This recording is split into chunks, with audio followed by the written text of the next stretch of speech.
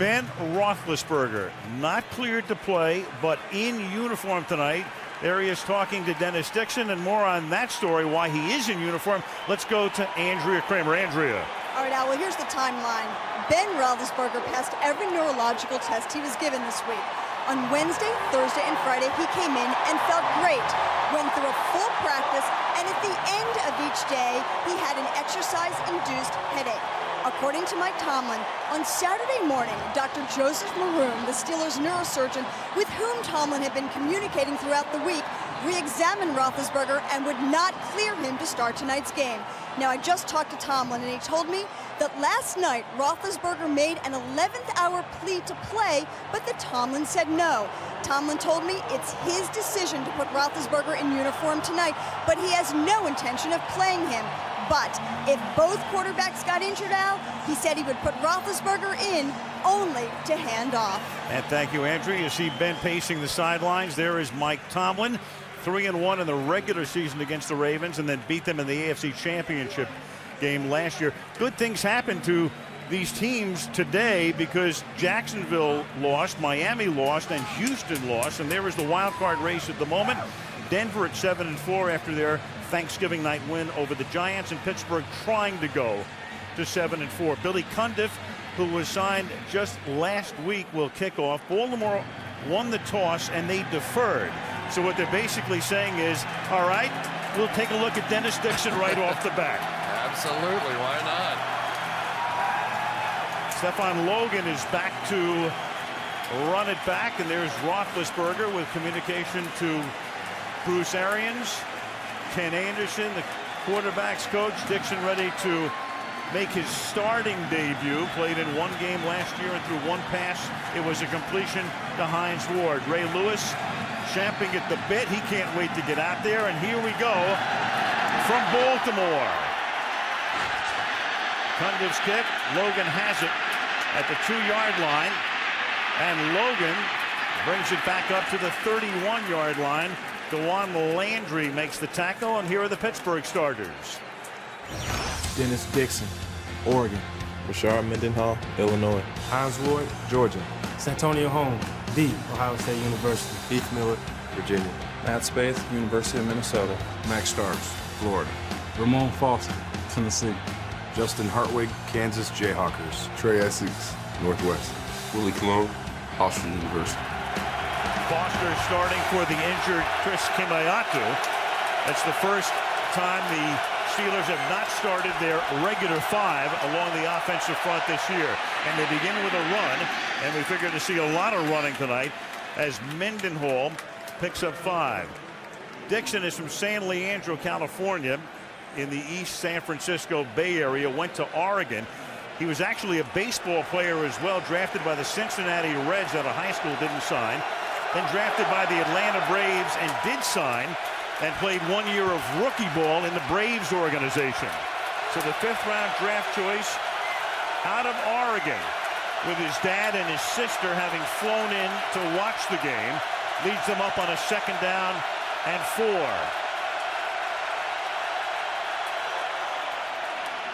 And Mendenhall, he will go nowhere. He runs right into Tavares Gooden, number 56. And now Dixon will face his first 3rd down. It'll be 3rd and 4. Well, Tavares Gooden, he's already figured out what they're going to do here. They're expecting run all the way, and they're going to get it. He's just going to jump up in the hole and make the play. Jared Johnson came through on the other side and took care of the lead back as well.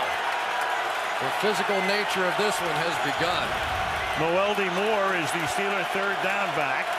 He flanks Dixon in the backfield. Mike Wallace in the game as well, the rookie wide receiver. 3 receivers set to the right, and then it is tipped, and he's lucky it wasn't intercepted. He tried to flip it over the middle. Jared Johnson and Dwan Edwards came charging through, batted it away, and Pittsburgh starts with a 3 and out. Well, you know the young quarterback's going to get some easy wins at first. They try to go tight end screen, and Jarrett Johnson just barely missed getting this football. A very low release. That's one thing you will see out of Dennis Dixon. And Sepulveda's kick is fielded at the 25-yard line. And it's an 18-yard run back by Chris Carr. Flag down. Ed Hockley is the referee. He will give us the call. Flacco ready to come out. The ball at the moment is at the 43-yard line.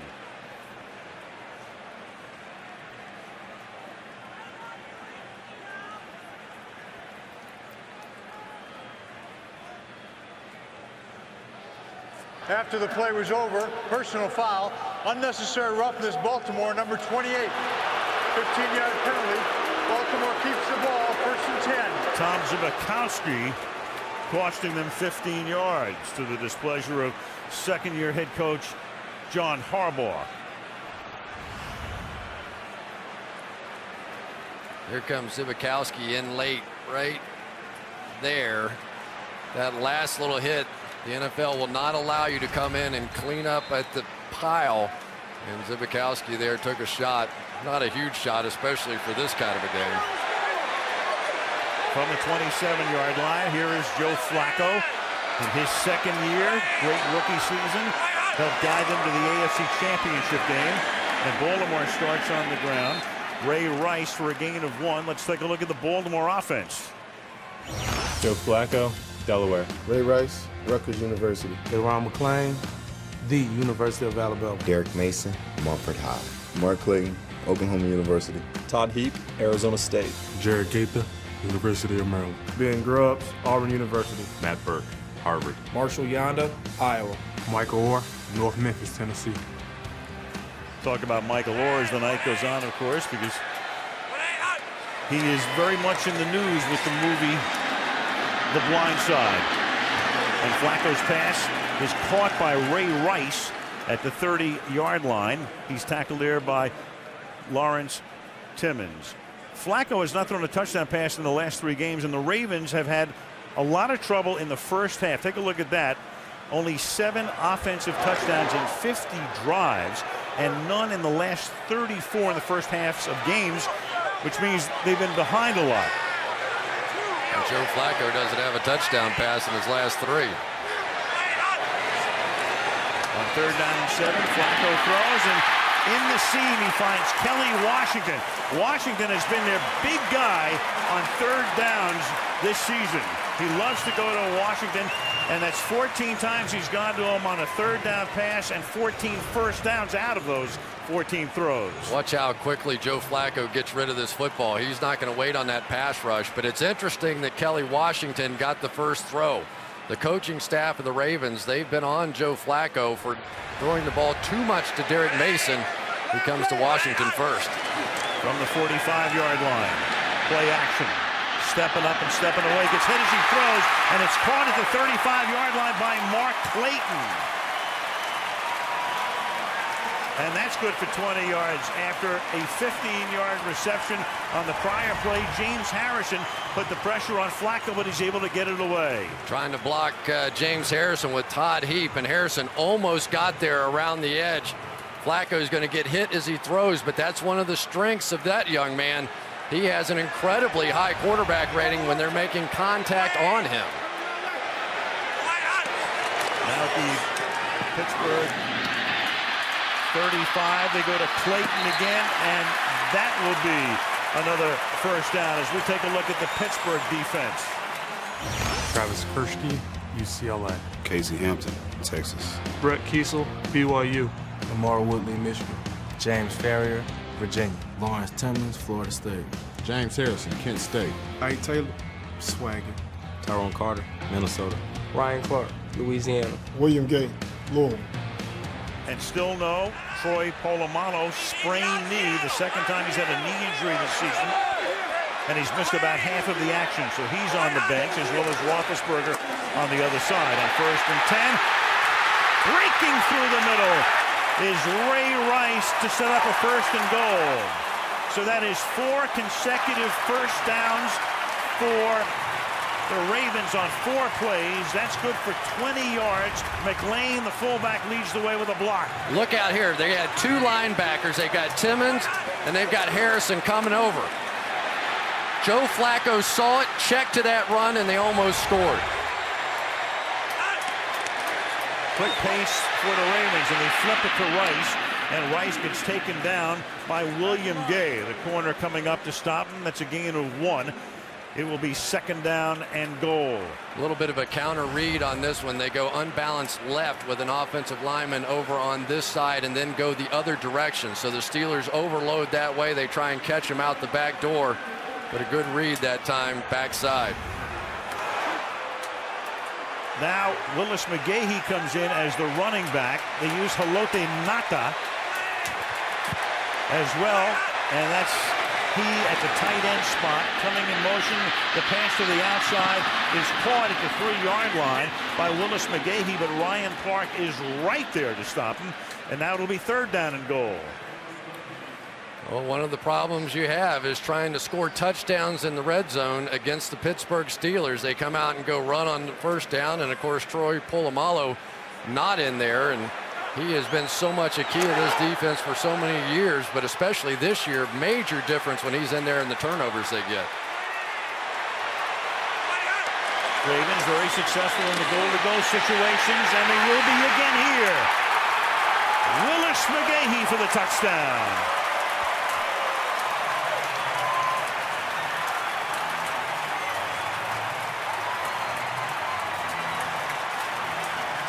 McGahee with his 6th rushing touchdown and 8th touchdown overall this season. Great job over there on the left-hand side. Chris Chester, who lost his starting job this week, but was able to pin James Harrison on the ground, and that allowed just enough room for the Ravens to get in for the touchdown. Well, he come for the point after. Couldn't start any better for the Ravens. Roethlisberger out, Polamalu out, Pittsburgh goes 3 and out, and then the Ravens go 73 yards in 9 plays. 7-0 Baltimore.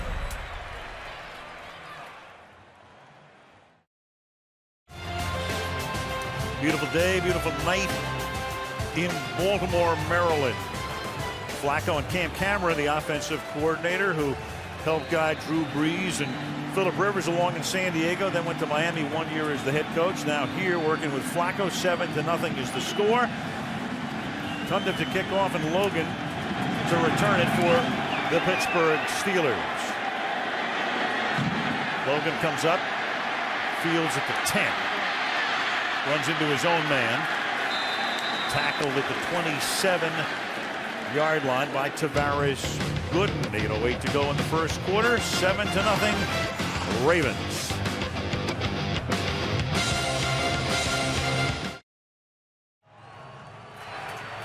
One proud papa and sister. How'd you like to get a call from your son? Hey, Dad, sis, come to Baltimore. I'm starting.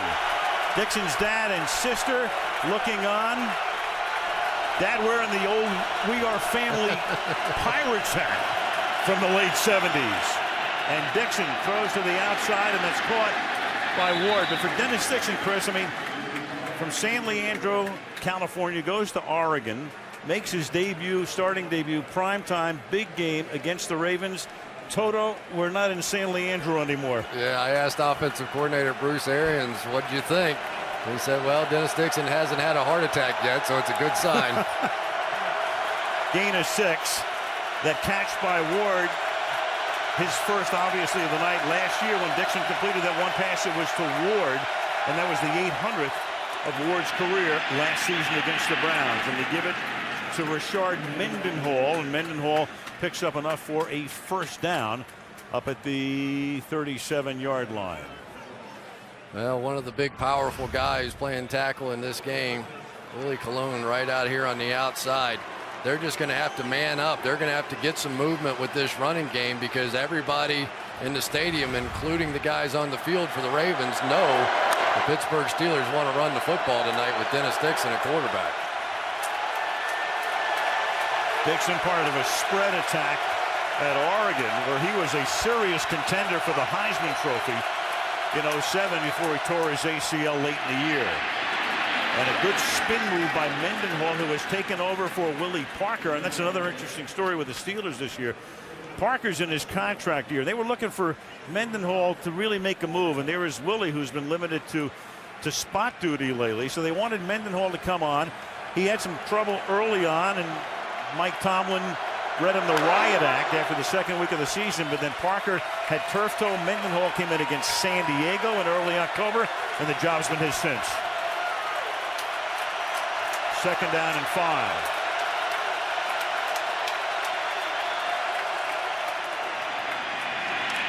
Mendenhall again, and this time he can spin his way only for about a yard. Let's take a look at that vaunted Baltimore defense.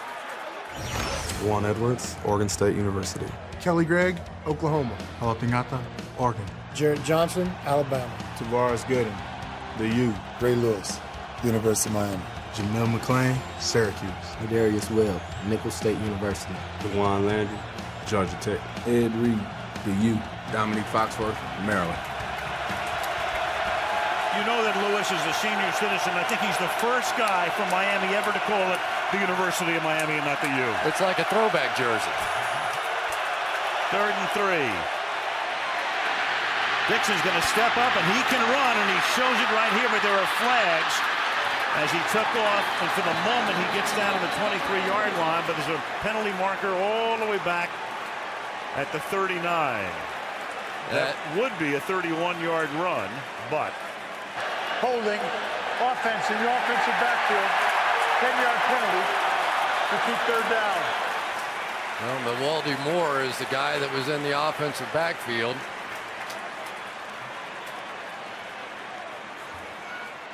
It also looked like Justin Hartwig, the center, may be the real culprit here. The Ravens, not unexpectedly, come with the blitz early on, and you can see Hartwig with his arm wrapped around Trevor Pryce, and that's too bad because for Dennis Dixon, that was one of those let's get our feet on the ground kind of plays, and maybe it'll slow down that blitz a little bit, though. That was a nice run. that may have served its purpose anyway, despite the flag for Dixon. 6 defensive backs on 3rd and 13. Ravens show blitz.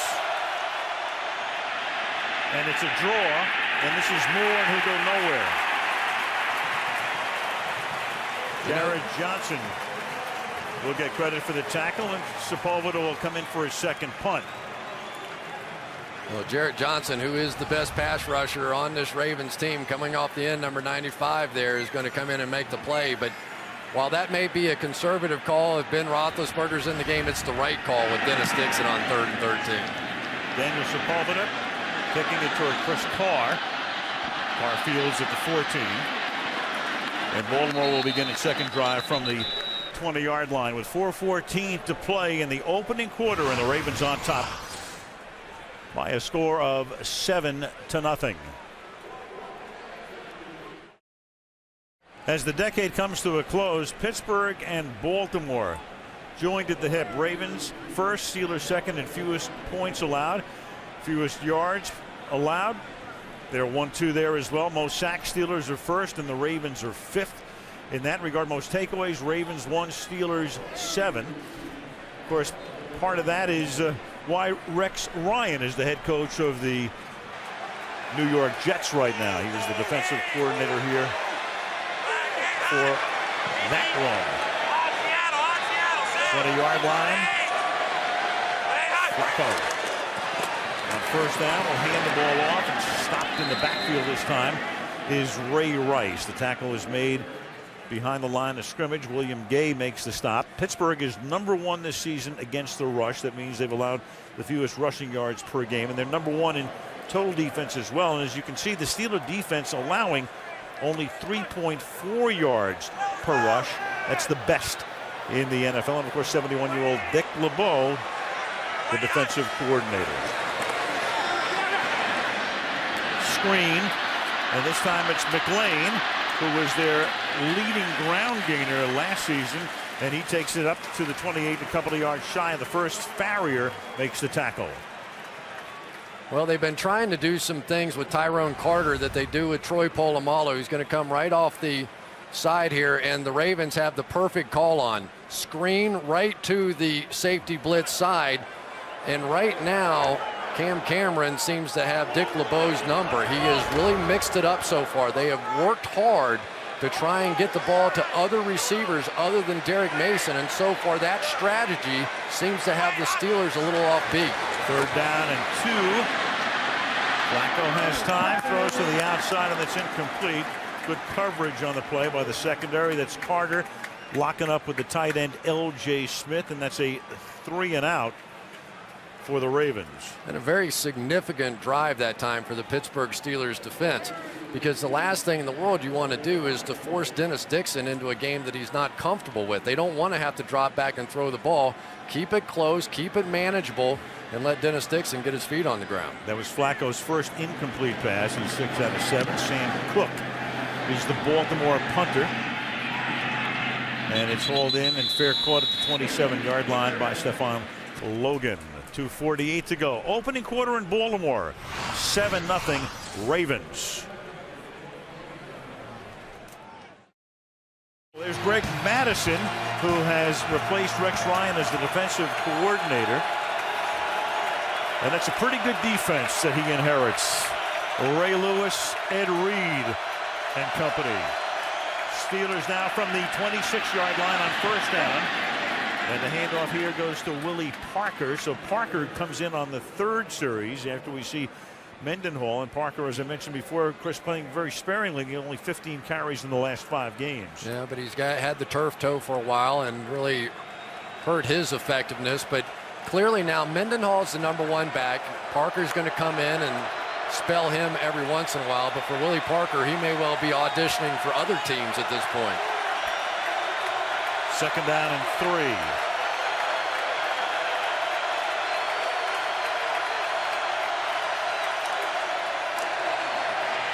And Parker, who owns the longest run in Super Bowl history, 75 yards in the win over Seattle and Detroit after the 05 season, gets tackled by Ray Lewis. 3rd and short.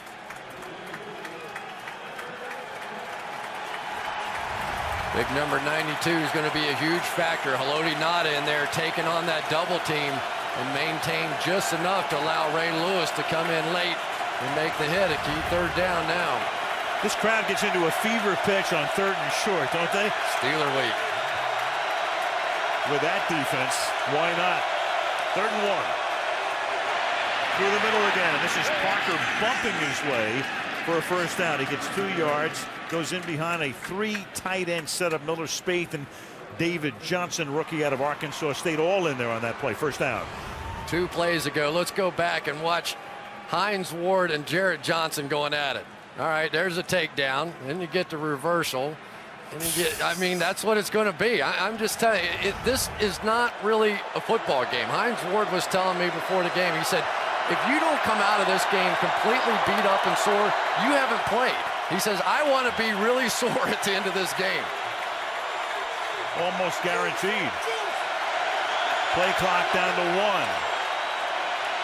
Dixon flips it out. This is Holmes, Santonio Holmes, Super Bowl hero, making his first grab of the night, and he is out of bounds near midfield. First down.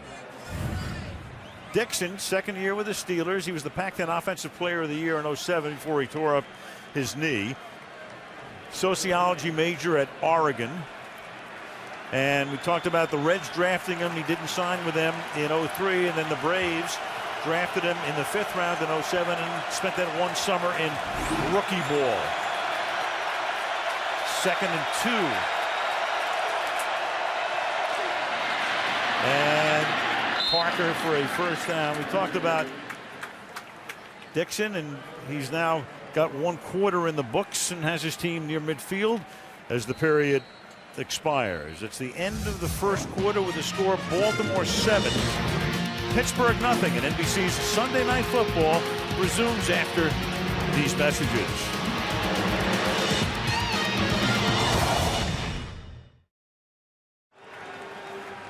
Ready to start the second quarter. M&T Bank Stadium in Baltimore. Al Michaels, Chris Collinsworth, Andrea Kramer.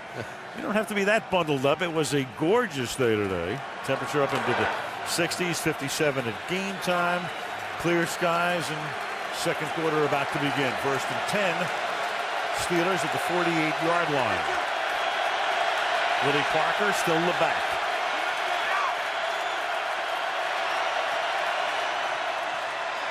Fake to him. Dixon has time. Dixon throws, and that's caught at the 34-yard line. Hines Ward, tackled by Landry. Good throw, and of course the ever-smiling Ward comes up after an 18-yard reception. Well, when you run the football, play action ends up working out on the other side. The Steelers have a couple of favorite runs inside where they like to pull the left guard, usually Chris Kemoeatu, but this time it was Ramon Foster pulling out in front, and I think the defense of the Ravens now are starting to read those guards because they've been so successful running the football. Little sidearm, short arm action from him. Dixon rolls out of the pocket, then throws wide open, 13-yard line. Santonio Holmes trying to get into the end zone and does. Touchdown. 33 yards. Whew. Dad's excited. Roethlisberger is excited. And Pittsburgh an extra point away from tying the game. Heck, I'm a little excited up here. We got nice job that time by Dennis Dixon. They get him out of the pocket, Al. That's what we're talking about. At Oregon, he was so dynamic. He had a chance to win the Heisman Trophy because of his mobility. Santonio Holmes with a great adjustment back and then getting the ball in the end zone. And now we have a little Steelers-Ravens. Everybody's fired up. Yeah. There's Bruce Arians behind Roethlisberger, the offensive coordinator. Foxworth with the coverage ran rings around him and then pushed him away at the goal line, and Reed comes in for the extra point.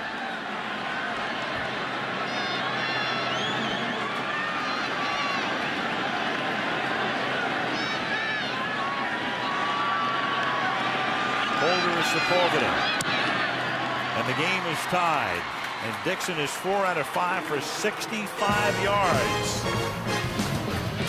Early second quarter, 7-7.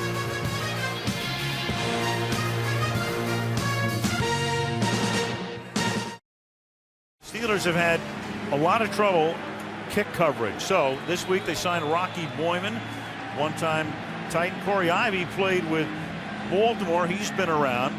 James Harrison goes back on special teams. They have allowed 4 kickoff returns for touchdowns in the last 5 games, including on the opening kickoff in Kansas City last week. So this has been a major problem. And this is Lavarius Webb, who gets taken down at the 24-yard line. Flag on the play. That's Carey Davis. Also plays fullback for the Steelers. And Ed Hockley will give us the call. James Harrison ran down there like he was a rookie trying to make the team. During the return, holding by the receiving team number 15. The 10-yard penalty. Baltimore keeps the ball. First down. Kelly Washington. Dennis Dixon with a touchdown pass and a salute from Big Ben.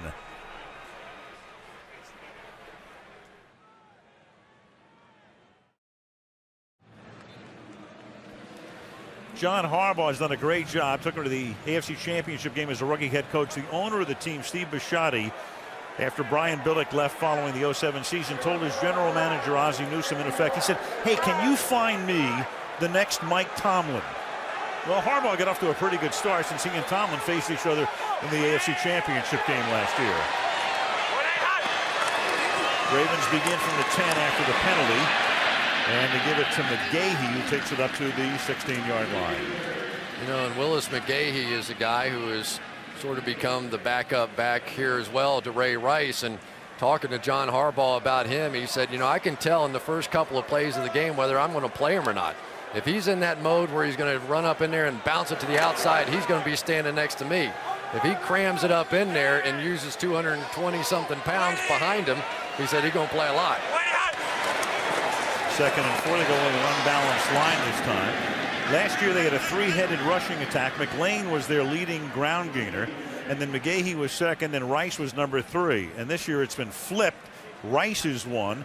McGahee backs Rice up, and McLean is a fullback. And I think Ray Rice is going to be a superstar in this league. Think Maurice Jones-Drew when you think of Ray Rice. He can do everything. Leads the team in rushing and receptions. 3rd and 1. From the 29-yard line. And this is McGahee over right tackle. Ben Grubbs helping to lead the way as well. That'll be a first down. Again, Troy Polamalu would do this if he's in the game, but now it's Tyrone Carter is going to come up right here in the gap, and they run right at it. That's a play, if you're going to be right there, you hope that you can hold the point, because defensively, Dick LeBeau's made the right call, but Carter got blocked out of the hole that time.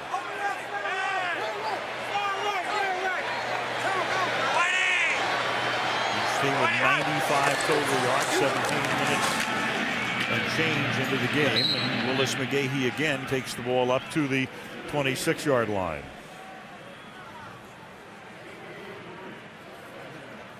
Well, we've talked a little bit about the movie star Michael Orr over here making the play. This guy has really made an impression on me. He's a rookie, but you have watched him during the course of this season really grow up. A physical player, amazingly quick feet. Last week against the Indianapolis Colts, of course, Mathis and Freeney, neither one of them got a sack against these two young tackles for the Ravens. 2nd and 7, play action. And then that pass is thrown away. Derek Mason down the sideline, and he's blanketed by Ike Taylor. Flacco is now 6 of his first 8 for 59 yards. Well, Michael Orr again, number 74 right there. Watch his hand placement here as he gets inside and does all that sort of chicken fighting and all that stuff. He has quick feet, he has really strong hands, and that combination, let's face it, Michael Orr was brought here specifically to block LaMarr Woodley. That's the guy. They had to get the Pittsburgh Steelers blocked on the outside. They draft Michael Orr, and they're ready to see this matchup. First round pick out of Ole Miss. 3rd and 7. And that pass is incomplete, and the crowd wants a flag, and they look around, and there is no yellow. Mark Clayton covered by Tyrone Carter, and it's 4th down. Let's complete the trilogy here. Michael Orr on the outside. Watch how quickly he gets off the football. LaMarr Woodley was saying, I'm not so sure this guy's not jumping off sides. He anticipates so well. But he said he watched Orlando Pace, and that was what made Orlando Pace so great. That quickness off the ball gave him an edge, and that's exactly what he's trying to do. Sam Cook to kick. Stephon Logan back to receiver. Second boot of the night. Logan from the 24. Tries to find a crease. Runs it back to the 30-yard line. Tackled by Zbikowski with 11.5 to go in the half. 7-7. So we start with a frozen.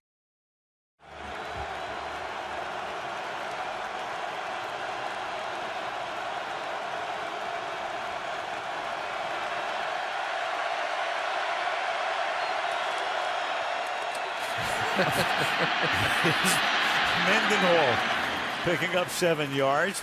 Parker was in on the last series, and that resulted in a touchdown. Holmes scoring. By the way, Holmes has now scored a touchdown in 5 consecutive regular season games against the Ravens, and another one in the AFC Championship game. I tell you what, the Steelers have a plan, don't they? They're going to go run, run, run, and then back to the play action. That's exactly what they did the last drive, and it worked. Santonio Holmes, Super Bowl MVP last year. 2nd down and 3 from the 37-yard line. Big hole for Mendenhall, running right through that Raven defense to the 48-yard line. He just followed Justin Hartwig, the center, and that's a gallop of 15 and a 1st down. Key block here is the center. Justin Hartwig's going to get up here on Ray Lewis. Anytime your center can get up to the linebackers after securing that other block, maybe a little hold there as well, that is the key to it. But the Steelers now are establishing something on the ground, which is taking pressure off of Dennis Dixon and setting up some play action. 7 carries, 39 yards for Mendenhall. From the Raven 48, Dixon trips. Hands it off, gain of 1. Let's go back to that play action, Chris. Yeah, the Steelers on the last drive, about 5 out of the first 6 plays run, and then they go with their favorite run action, pulling that guard out and hit the play action in behind when Juan Landry came up. Same thing, next play. Here you go, a little bootleg action off of that same play fake. Throw it back across the grain to Santonio Holmes for the touchdown.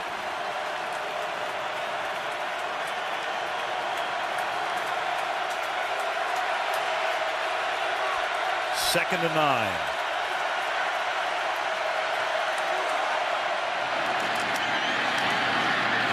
Mendenhall to the 44-yard line. The Steelers thriving on play action. Of course, that means Roethlisberger. Take a look at these numbers here. He threw only 2 incomplete passes off play action. His rating an almost perfect number right there. 4 touchdowns, no picks. So Ben, fabulous on play action and fabulous when he rolled out of the pocket. Not as good a rating as Dennis Dixon has right now, though. 3rd and 7. You've got Mewelde Moore in as the 3rd down back. Dixon will take the snap out of the gun. Extra protection now in the backfield with him. Here come the Ravens. Dixon steps up, throws. Holmes makes the catch. And Santonio, they'll give him forward progress at the spot of a 1st down as he beats Dominique Foxworth. But Dixon feeling the pressure, taking that 1 step up. Ed Reed on a safety blitz, 1st down Pittsburgh. I love this. They're all trying to help Dennis Dixon. Watch the center, Justin Hartwig and Mewelde Moore say, you do see these 2 guys coming over here to the left, don't you? Everybody trying to pitch in and give him a hand. Hines Ward said, listen, I know this is new stuff for him. Every time I see a blitz, I'm going to be pointing it out. There's going to be no doubt who we're reading hot off of. Bunch 3 to the right. Keep it on the ground.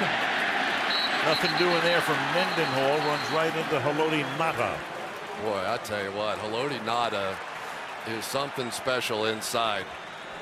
That time Trey Essex got a full mouthful and Ngata was not to be moved right here in the middle of your screen. Just one of the biggest, strongest. Holy cow, that was a 1-arm bench press that time of Trey Essex. Better run the other way. Ngata's met Dixon before. They were teammates at Oregon. There you go. How do you do? Wow. 2nd down and 10. From the 37-yard line. And a timeout is taken here by Pittsburgh. Baltimore, good first half. 7-7, 7:17 to play in the half. 2nd down and 10 at the Raven 37-yard line. And this is Holmes on a screen. He can't get out of the grasp of Webb. We talked about the father and sister of Dixon at the game tonight. His mother died about 6 years ago. She died of breast cancer. She was 46 years old. And he has a tattoo on his arm that says, "I'll holla," which was what he and his mom used to say to each other when they ended phone conversations. Dad insists. 3rd down and 11 at the 38-yard line.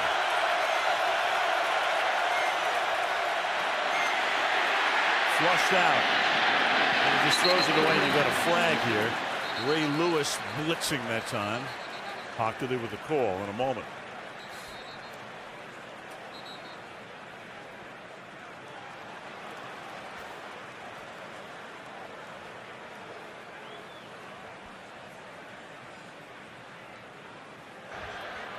There was no intentional grounding. The quarterback was out of the pocket, got the ball back to the line of scrimmage. There was, however, holding defense number 92. That's a 5-yard penalty from the previous spot and an automatic 1st down. Haloti Ngata.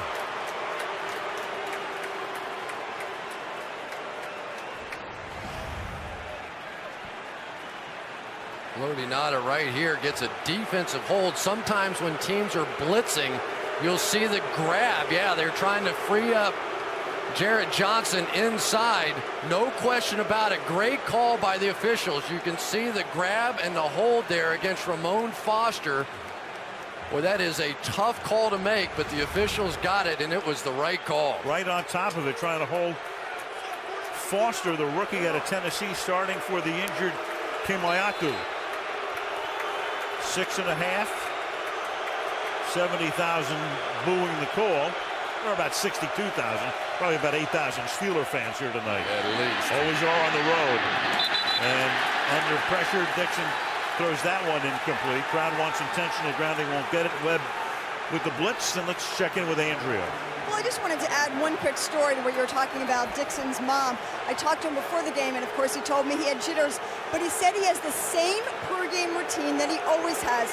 Talks to his mom.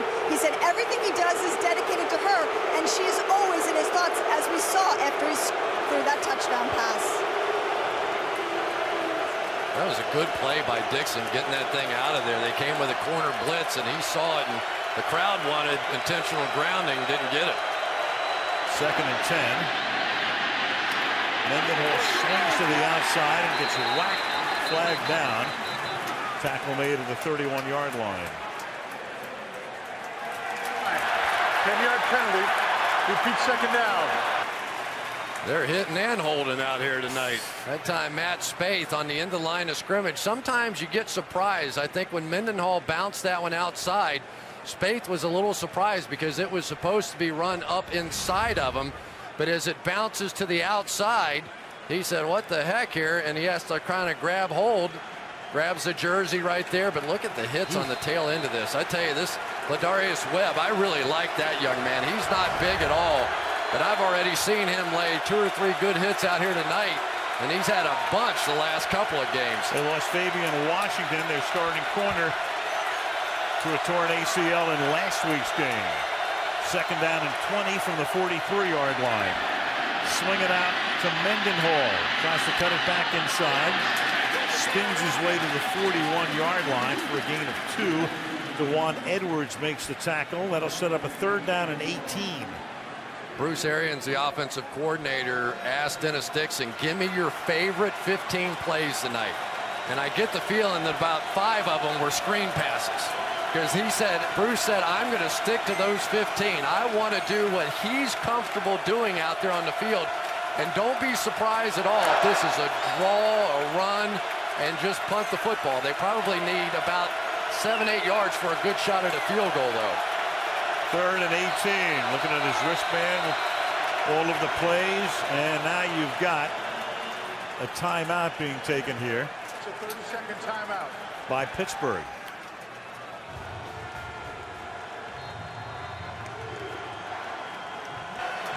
Bruce Arians is the man who called that timeout, the offensive coordinator before that 3rd down and 18 play.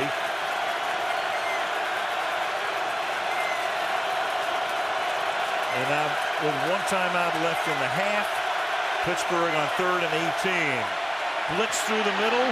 Dixon gets it away to the outside, juggled, caught, and then Holmes stays in bounds as long as he can and is going to be very close to a 1st down.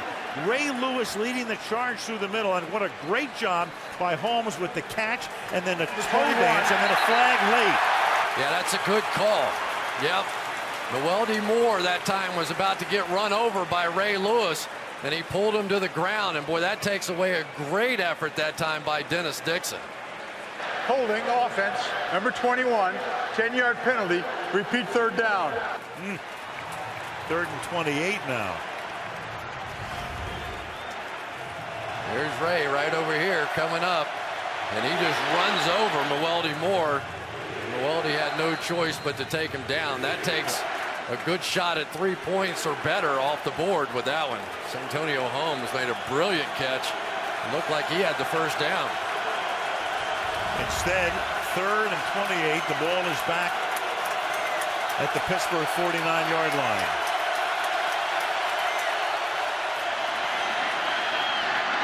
This time, again he goes to Holmes, and Holmes gets spun down at the 40-yard line, so they're not in field goal range. Foxworth makes the tackle. It'll be 4th and 16. I'll tell you what, though, I think Bruce Arians is becoming a believer. You got 3rd down and about 675 yards to go, and he lets his young quarterback drop back and throw it.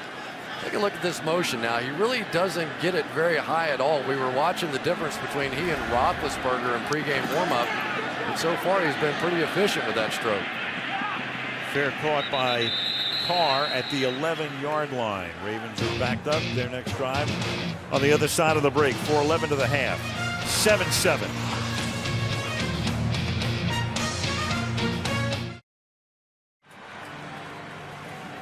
There's the right tackle, the #1 draft choice, Michael Oher, talking about him. And, of course, he's been getting a lot of acclaim lately. The Blind Side, his story, grossed over $100 million already. The Tui family of Memphis, Tennessee, taking him in. He was homeless. Quentin Aaron played him in the movie. And Sandra Bullock, of course, stars in it. Tim McGraw plays the dad. And he was the first round pick, 23rd pick overall. I didn't talk to Roger Ebert, but our boss, Dick Ebersol, provided us with a screening last week in Chicago. We went to the movies on Saturday morning. It was great, popcorn and everything. So that was a good movie. Did you enjoy it? I really enjoyed it. And I tell you, after meeting Michael, the thing that impressed me the most about him was what he did to survive before he met the Tuohys. He was one of 13 children, and basically he couldn't go to school that often. He had to go out and try and find food and odd jobs and try and help his brothers and sisters. From the 11-yard line on first down, Flacco will throw to the outside, and that'll be caught. Trying to get out of bounds is Derek Mason. He went to see the movie. A lot of the Ravens haven't. Steve Bisciotti, the owner, hasn't seen it. Neither has John Harbaugh. And it's our understanding Bob Costas was talking to Michael in an interview the other day. He wasn't happy with the way he was portrayed as a kid, his technique and all of the rest. But you know what that's called? Cinematic license. Yeah, they said it made it look like I didn't know anything about football. He said, I've been playing football since 8th grade. You know, what are they trying to say with that? First and 10 from the 22. And it's a hole there for LaRon McLean, who takes it up to the 27-yard line. And if you saw the movie, though, you know that Leanne Tui, with the mom, was sort of the central figure of this whole thing. And apparently when Joe Flacco met Leanne Tui, hold on. Come on, Ed, you're killing me. Yeah. Come on, Ed.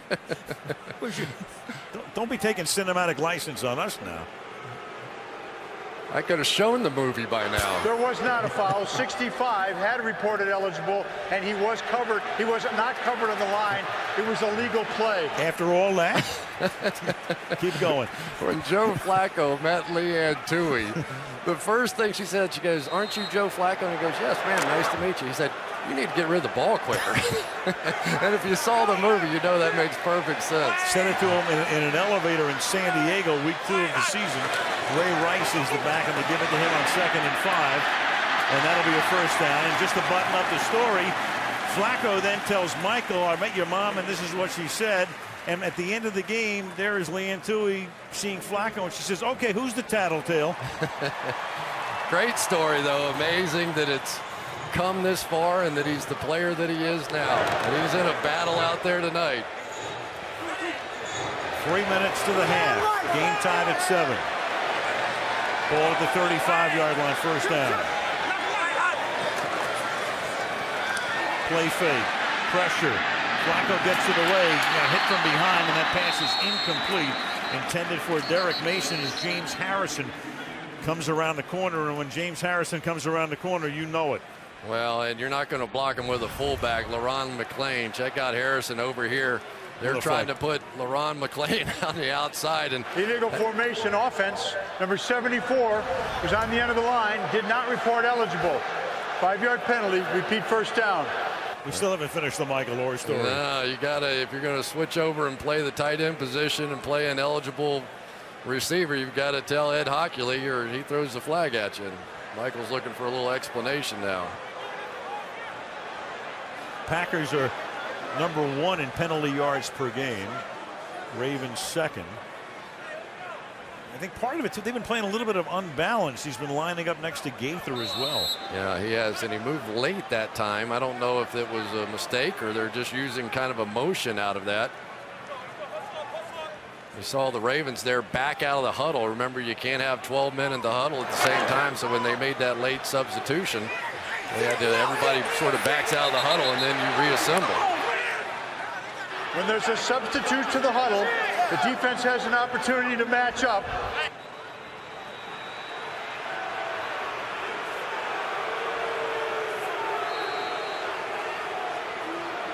So once the Ravens substituted, they had to give the Steelers time to substitute. As Hockley tells us on his way to the ball, play clock goes back to 25, and Flacco with that pump fake, and Flacco going deep downfield, and that pass is caught inside the 20-yard line by Mark Clayton, who had to wait for it. A little underthrown. He got behind the defender, and then finally it is Clark who he gets by, and it's a 55-yard gain. We're going to show you William Gay on the outside, but actually it's Ryan Clark, the safety. When Ryan Clark flipped his hips to the inside, that was a great read by Joe Flacco, and once again, the Baltimore Ravens felt like that they could consistently get by the Pittsburgh Steelers. Their problem was Troy Polamalu kept making the play. Well, he's not out there tonight. Officially a 54-yard gain to the 16-yard line, and now back to the ground, and this is Rice who's able to plug his way to the 10-yard line, and that takes us through the 2-minute warning. 2-minute warning right here, 7-7.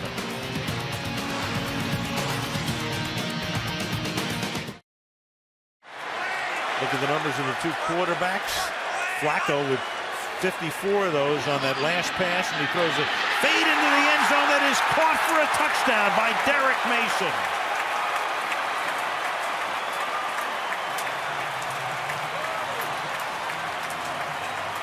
You've been setting up the throw to Derek Mason all night by throwing to other guys on the field, one-on-one against the Steelers' best cover guy, and Derek Mason, the veteran, and I believe that's his first touchdown ever against the Pittsburgh Steelers. Absolutely. Had a streak going into this, the longest number of games and number of catches anybody has ever had without a touchdown against one team. Scratch that one off the record books now. That's the 80th career catch he has made against Pittsburgh, and the first time he's gotten into the end zone. Billy Cundiff for the point after. So Flacco leading him down the field. Two big passes, a minute 45 to the half. 14-7 Baltimore.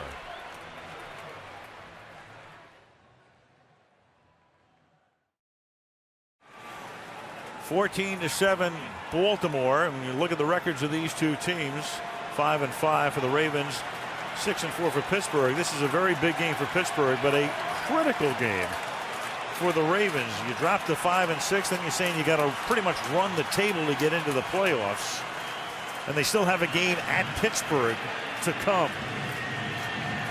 Mike Taylor can't believe he gave up that play.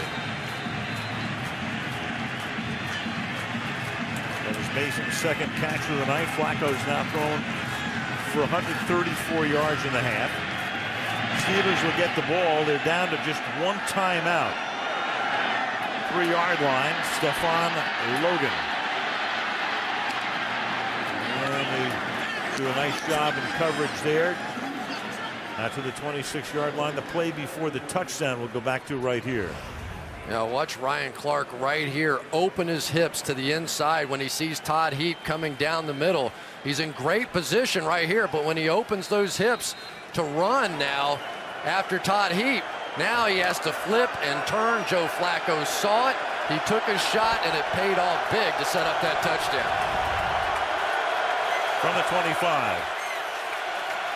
Started out of the gun with Mewelde Moore flanking Dixon. Inside handoff to Moore. Get him by the shirt. After a gain of 3, Frank Walker making the stop. Under a minute and a half to go now.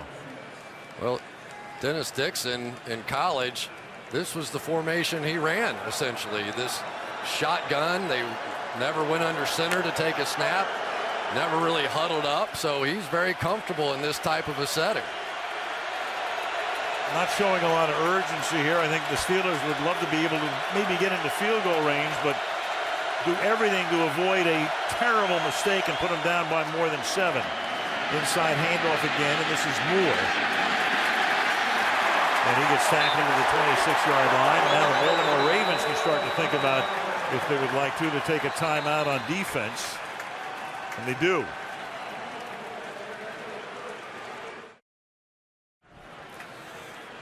Timeout taken there defensively as the Ravens try to conserve some of the clock, knowing that Pittsburgh trying to go into the locker room down by 7 has a 3rd and 9 now. Carey Davis lines up in the backfield, and they give it to him, and then Davis takes off and picks up a first down to the 40-yard line, and that's big because it means that Pittsburgh can pretty much run the clock out here. 14 yards. I asked Bruce Arians specifically if he had this play in. He said, oh, no, this is the old college option. Come in there, you just read that out, going to hand it off that time to Carey Davis. I think the Ravens were thinking that Dixon was going to come out on the other side of it. He didn't. That's a huge first down. Now you can go to work a little. And that's the first carry of the season for Davis, and that's the 2nd carry of the season for Davis, and that's the way they'll go to the locker room. Remember, Baltimore won the toss and deferred, so the Ravens will get the ball when we start the second half. Good first half at M&T Bank Stadium in Baltimore. The halftime score is the Baltimore Ravens 14 and the Pittsburgh Steelers 7. Back to second half. Al Michaels, Chris Collinsworth, and Andrea Kramer in Baltimore. Quarterback comparison. And as you can see, wow, both. You know, we know that quarterback ratings are confusing and all that, but we just show them to you because 150 and change is perfect. And what it means is you just compare it to what the ultimate would be, and it gives you an idea. When you're up there, it means you're good. That's having a good night. Yep. Simple as that. I tell you, a high B+ for me so far for Dennis Dixon. I come in here in a hostile crowd like that, throw the ball away he has, and he's had a couple big ones called back. Baltimore gets the second half kick. They deferred after winning the toss. And Lardarius Webb brings the ball back to the 23-yard line. And let's check in with Andrea. Well, Al, I asked Mike Tomlin to assess Dennis Dixon. He said, I'm not worried about Dixon. I'm worried about our whole football team. We're giving up too many big plays. Dixon is playing just as we thought he would.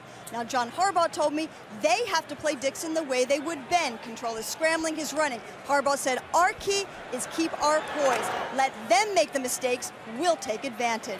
All right, both coaches weighing in at halftime as Baltimore has it right now at the 23-yard line, first down. Ray Rice is the running back. That's McLean is the fullback, and McLean with a block, and Rice is able to take it all the way out to the 39-yard line. Marshall Yanda, the right guard, with a good block on the play. That's a gain of 16 to start the third quarter.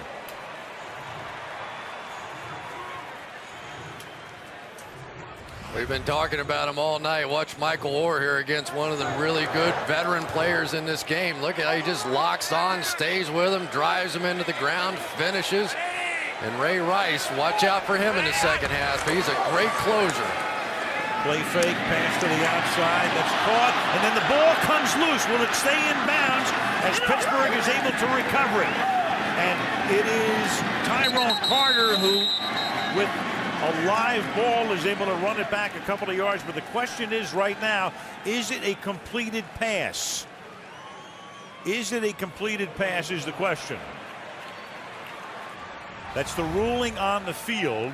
But let's take another look here. Oh, no question about it. That's a 2 feet down, take a step. No question, that's a completed pass. I agree. That was the only issue left on that play, but pretty sophisticated by the Pittsburgh Steelers at the tail end of this thing. When it gets kicked down there close to the sideline, they didn't dive on it and slide out of bounds as we've seen so many people do in this league. They stopped, made sure they got possession, got the ball back for their offense. William Gay forced the fumble. Carter recovers. Pittsburgh has it at the 39-yard line. And they begin on the ground here with a 1-yard gain. Richard Mendenhall, second down and 9. I thought Dennis Dixon played a great first half. He made some classic throws off of play action up over the top of Landry there. Comes back and hits Holmes there. And then, of course, the great play action to Santonio Holmes. And watch what he did here. Throws that back shoulder. He saw the defender out there kind of overrun the play, and Santonio Holmes slowed down a little bit, understood exactly what Holmes was doing, threw it away from the defender and got a touchdown. Great play. Second and 9 from the 40. Mendenhall, can he get to the outside? DeJuan Landry says, not against me. Tackled after a gain of a yard, third down and 8.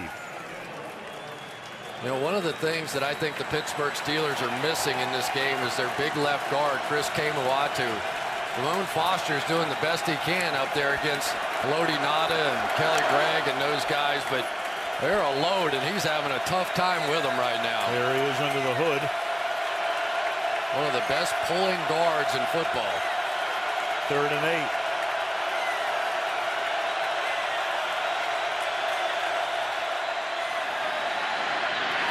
And that pass is knocked down. Dixon, arm coming forward, and that's Ray Lewis who comes in blitzing to knock it down and creates the 4th and 8. Ray Lewis is killing these backs. Watch this right here. We saw him earlier. Mewelde Moore had to hold him. This time they put in big old Kerry Davis. He just runs right through him. I tell you what, when Ray Lewis gets 3 or 4 yards running at the quarterback, there's no shot.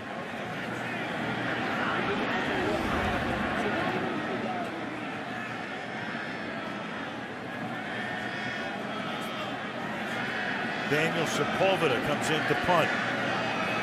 His 4th boot of the night. And the left-footed kicker sends one down to the 14-yard line. And Chris Carr gets smothered at that spot. Each team has had the ball once. Lewis with the back down here. 14-7 Baltimore. Hi, Jimmy Football here. The ball is at the 14-yard line. And this is Ray Rice. No game. You get your 60 minutes of work in every day, don't you, Chris? Oh, man, I coached those age kids right there all the way through. Both my boys played youth football, and there is nothing better. You want to have some laughs now. Go out there and sign up as an assistant coach with these kids. I love this.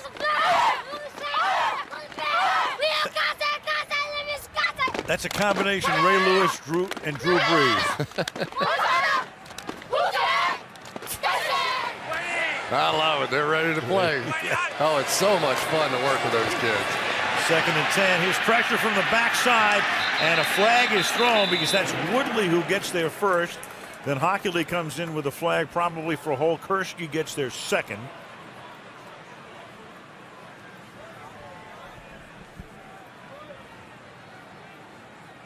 Ed's waving off another one, it looks like. Holding offense number 74. The penalty is declined. Right, that's what he was Brings doing. up 3rd down. He's just looking over at the bench saying you want the play or you want the penalty, and you'd rather get the down and give them one less down. Well, Lamar Woodley, he went to see Michael Orr's movie the other night, and this time he got a sneak preview of what Lamar Woodley can do. Went right around Michael, and he had no choice but to hold him there. Michael very quick, but Woodley said, I've got a little something for him too. 5-yard sack, 3rd down and 15. And now they just look for some extra breathing space here, giving the ball to Ray Rice. He gets it out to the 16-yard line, and that'll force a Baltimore punt. Kind of as expected this game, don't you think? Just sort of two great football defensive teams trying to slug it out, a couple of big plays on either side. And really the surprise so far for me is that these two quarterbacks have played as well as they have against these defenses. Especially Dixon in his first NFL start. Cook's punt fielded by Logan from the 36-yard line, and they had Logan pinned against the sideline, and he's able to escape and run it back to midfield. Dixon coming back. This next drive will start from the 50-yard line with the Ravens up by a touchdown.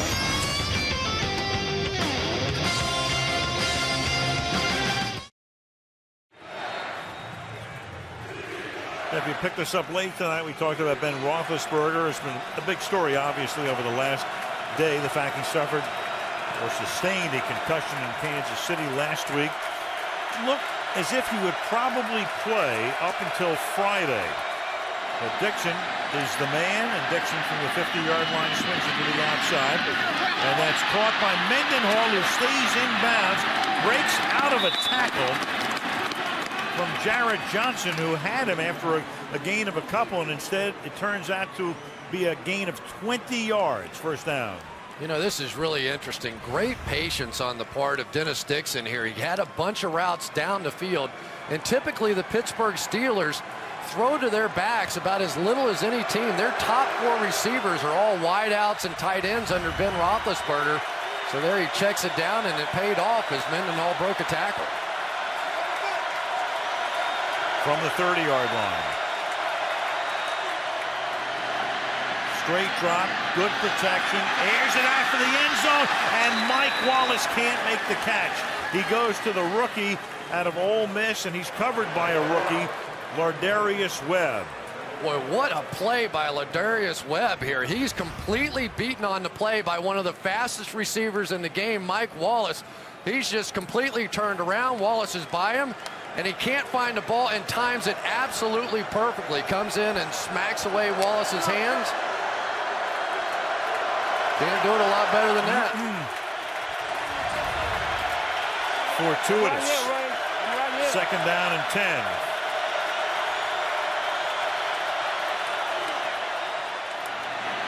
Mendenhall squeezes his way to the 25.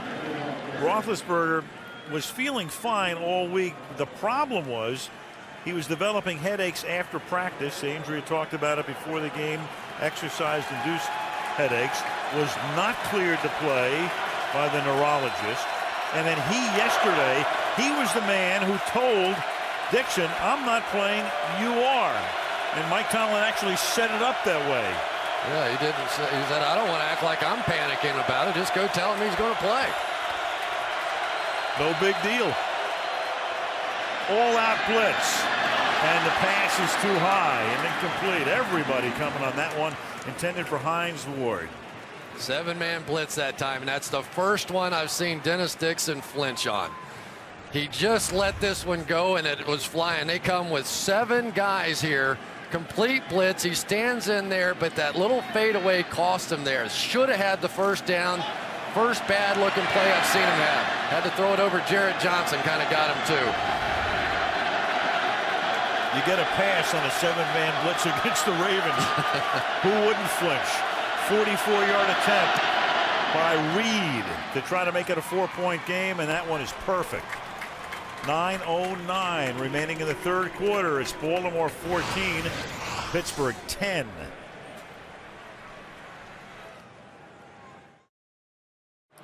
Backup quarterback for the Steelers tonight is Tyler Palko, who was activated off the practice squad. He was actually the quarterback at the University of Pittsburgh in 02 through 06, and then Flacco went to Pitt, but he wasn't given the chance to be the starter because Palko was the starter. Walt Harris was there as the coach, and then Dave Wanstead came in, and so Flacco left, and that's how he wound up going to Delaware, Division I AA, and from Delaware, it's tough to become a #1 draft choice, but that's what he was. 2-yard line, Lardarius Webb. And Webb, who made that nice play in the secondary on that last series, was tackled by Joe Burnett. And now Joe Flacco had that ankle taped after he went down on that last series and comes out with a slight limp. Yeah, and you can see it was the pressure by Woodley, but there it was. I don't have to draw it. I'm going to show it up close. Little bend that ankle over like that, and that was the ankle that had been bothering him. Some people had thought that maybe this little 3-game slump of his had something to do with the ankle, but I asked Flacco about it. He said, absolutely not. That thing hasn't been an issue for weeks now.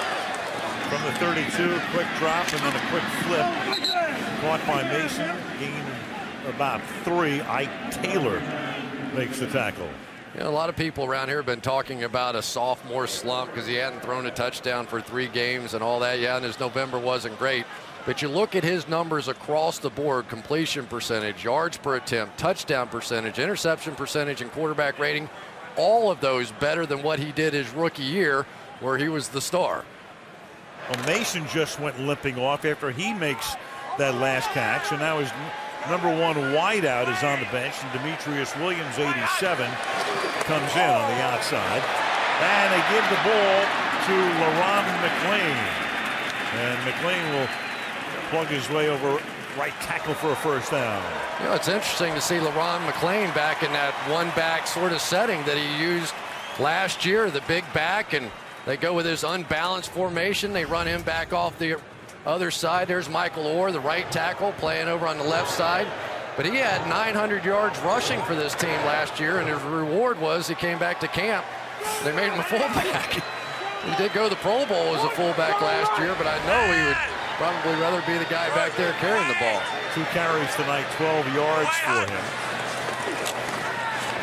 And now they go back to Rice, and he takes it up to the 48-yard line, and that time McLean plays the role of the blocking fullback, and there's Mason on the bench. Yeah, a lot of injuries so far in this one. It was interesting talking to Ray Lewis about Ray Rice. They're very close. They're like best of friends. And Ray said one of the early days of training camp, he went up and said, "Hey, I'm a fan of yours. I watched you in college." Then they had this goal line drill, and Ray Lewis came through, and Ray Rice was coming right at him and popped it outside. And Ray Lewis grabbed him and said, "Don't you ever do that again. This is a north and south game. If you start bouncing it outside, I'm coming to get you." But he hasn't done it since. 2nd and 5. Look out, and busting through is Lawrence Timmons with the sack. Lawrence Timmons almost untouched. Splits the gap, comes roaring through, and that's a 10-yard sack. Mike Tomlin has to be thrilled with this one because Lawrence Timmons has had 2 bad ankles. Both his ankles have been hurting this season. But when he is right, he is one of the most explosive players on the Steelers defense. He is a tremendous pass blitzer. And you're starting to see him now with some of the form we had last year with him coming after the quarterback. And now so many teams now are forced to slide outside to take care of Woodley and Harrison. It's creating some opportunities to blitz for these inside backers for the Steelers. That's his 5th sack of the season. Harrison leads the team with 10. 3rd down and 16 now. 6.5 to go in the 3rd. Flacco will take off, but not very far, and that's Lamar Woodley who stops him and exults, and it will be 4th down. Lamar Woodley is killing the Ravens. They've got him double teamed out here on the outside. First heap, get rid of him. Then Michael Orr, get rid of him. Come here, Joe Flacco. Wow, that's something. And that'll go into the books as a sack because he got him behind the line of scrimmage, so back-to-back sacks. And now Sam Cook to punt. Cook's averaging 49 yards a kick tonight. Logan backs up from the 14-yard line. And he gets buried up at the 20-yard line. Yep, Ravens and Steelers. What else is new? 14-10 Baltimore.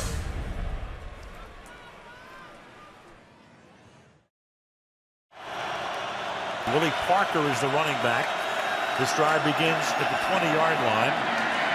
And this is fast Willie to the 21-yard line. What is a Harvard man doing on the bench with a bloody nose like that? Oh, Matt Burke. don't do that. Yeah, that's what the offensive lineman. That's what you look like after one of these games. A lot of blood out there. Even if you are from the yard. Yep. That's Ray Lewis has a little blood on him. Maybe somebody else's, but there'll be some blood on him. Right. 2nd and 10, 5.5, and now you've got nearly encroachment as Miller had backed up, resets in the slot left. And to the outside, that pass is caught. Ward and Hines Ward pushing Ed Reed all the way up to the 43-yard line. Ed Reed, they've been trying to avoid him tonight, so I haven't called his name very much. That's his 3rd tackle, gain of 22, but Ward and Reed have made each other's acquaintance oftentimes before. Oh, yeah, and I tell you what, it's one thing with Hines Ward and Ed Reed. There is a history between those two that goes way back. There have been some unbelievable hits by Hines Ward on Ed Reed. I'm surprised he helped him up. Yep. Well, he just took him for an 11-yard ride after initial contact. Overall, the play gains 22. The ball is at the 42-yard line. Play fake. Dixon with time. Dixon going deep downfield into double coverage, and it's batted away. Intended for Santonio Holmes, and it's Reed and Foxworth with the double coverage. We talked about some of the hits that Hines Ward, the so-called dirtiest player in the NFL, check him out, has put on Ed Reed. Oh my goodness. He was calling for the training staff before the play was over on that one. And this one, he did a little celebrating. He was having fun out there. This is what Pittsburgh, Baltimore is all about. And then on that last one, tail end of it, Ed even helped him up. I was surprised. Ball is at the 42-yard line, first down. Or make it second down and 10, and that pass is incomplete on the 2nd and 10, and that pass again intended for Hines Ward, who has 3 catches tonight for 47 yards. I was a little surprised to see Dixon go so far down the field that last time against Ed Reed. One of the goals that they had for this game was don't let Ed Reed score a touchdown. It's unbelievable when there's a defensive player that you're playing against, you're afraid to throw in his direction because he might put 6 on the board. 3rd and 10.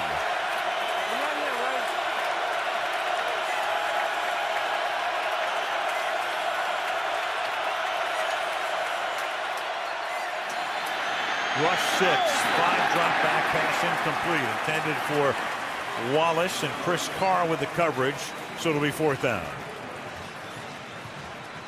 Yeah, I tell you, Dennis Dixon needs to be a little careful now. We're getting late in the game, and he's starting to stare down these receivers a little bit. That time, Chris Carr had a pretty good feel for what he was going to do with that route and jumped it. Sepulveda averaging 42 yards per kick tonight, and this one will bound into the end zone, giving the Ravens the ball at the 20-yard line with 4:07 left in the 3rd. 4-point Raven lead.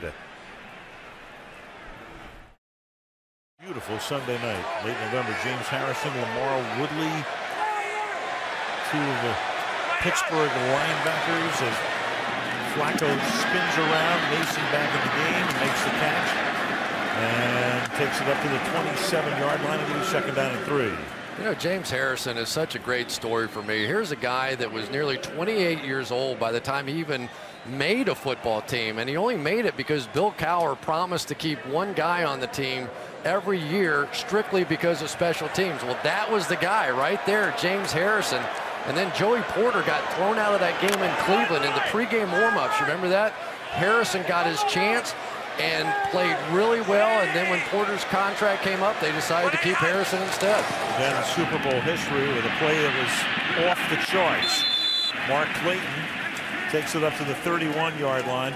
You know, funny thing, you've got Harrison in the game, and you've got David Tyree on the Baltimore roster, and Santonio Holmes on the Pittsburgh roster. In the last 2 years, you have 3 guys who've turned in the 3 epic plays in the Super Bowl.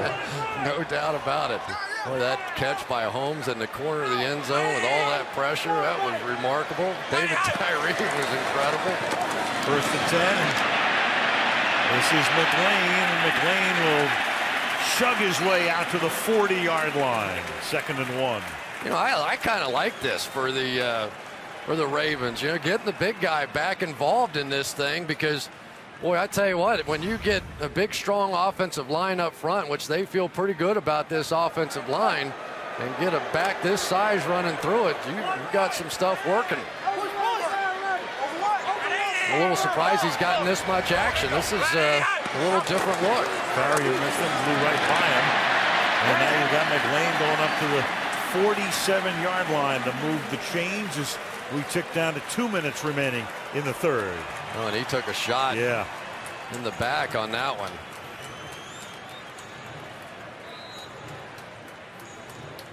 They've been going so much of that. Injury timeout with McLean on the ground. Here's McLean. On the play before that, he got up holding his side, and here he comes again. So they'll take him to the bench. You're going to get 28 yards against the Steelers. You're going to earn them. Take a few shots along the way, too. But there is no shortage of good running backs here with the Ravens. And you have Rice and McGahee, and Rice is back in the game. Late 3rd, 1st and 10. from the 47. And Flacco throws that behind Mason. Mason cutting to the inside and Flacco throwing it to the outside. 2nd down and 10. And tonight the Steelers, who are averaging just 69 yards per game against them on the ground, number 1 in the league, giving up 107 yards rushing. Yeah, doesn't help when number 43 is sitting over there in street clothes either. He's the closer. He's the one that fills in that gap from behind. 2nd and 10. And inside give out of the gun, and that doesn't fool Harrison, who stands him up and pushes him back to the ground at the 43-yard line. Well, James Harrison, the reigning defensive MVP on the end of the line of scrimmage. Watch how he comes so tightly down the line. You put on the tape, and these Steelers defenders are so disciplined in their pursuit lanes. He's never going to allow you to get outside of him. Then he's going to come straight down that line of scrimmage, and it's amazing how many tackles he runs into as running backs try to cut it back. 3rd and 12. And he's swinging out to Rice, and Rice with a great move for a 1st down. Cut to the inside, broke out of a William Gay tackle and turns a 5-yard gain and a sure punt into a 19-yard gain and a 1st down. Well, you know, this is just one player being better than the other. You got William Gay on the outside. He's got him squared up, and he barely puts a finger on him. Deshae Townsend misses. Ryan Clark misses. That's just a football player making a great play. Look at this. This is what we've been seeing all year out of Ray Rice. I know the Cincinnati Bengals remember trying to tackle this guy. Wow. If Gay gets him, it's 4th and about 11. Now another cutback, and coming up is Tyrone Carter to knock him down, and that will take us to the 4th quarter. End of the 3rd with the score. The Baltimore Ravens 14, the Pittsburgh Steelers 10. Sunday Night Football continues after these messages from your NBC station.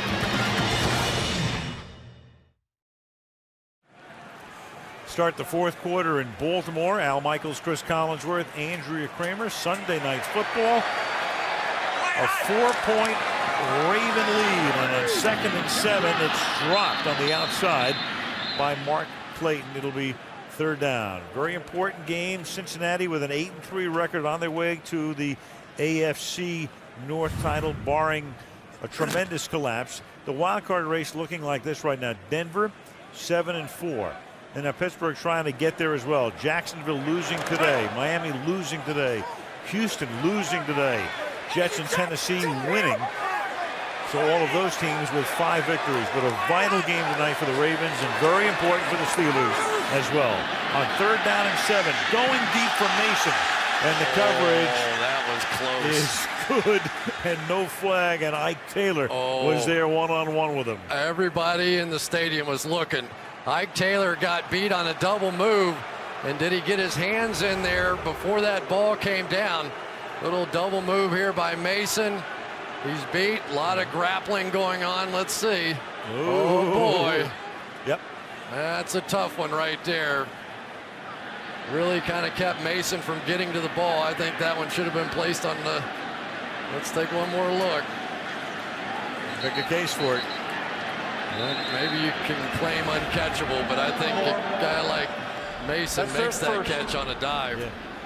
And Baltimore is going to take a timeout here. 11 seconds into the 4th.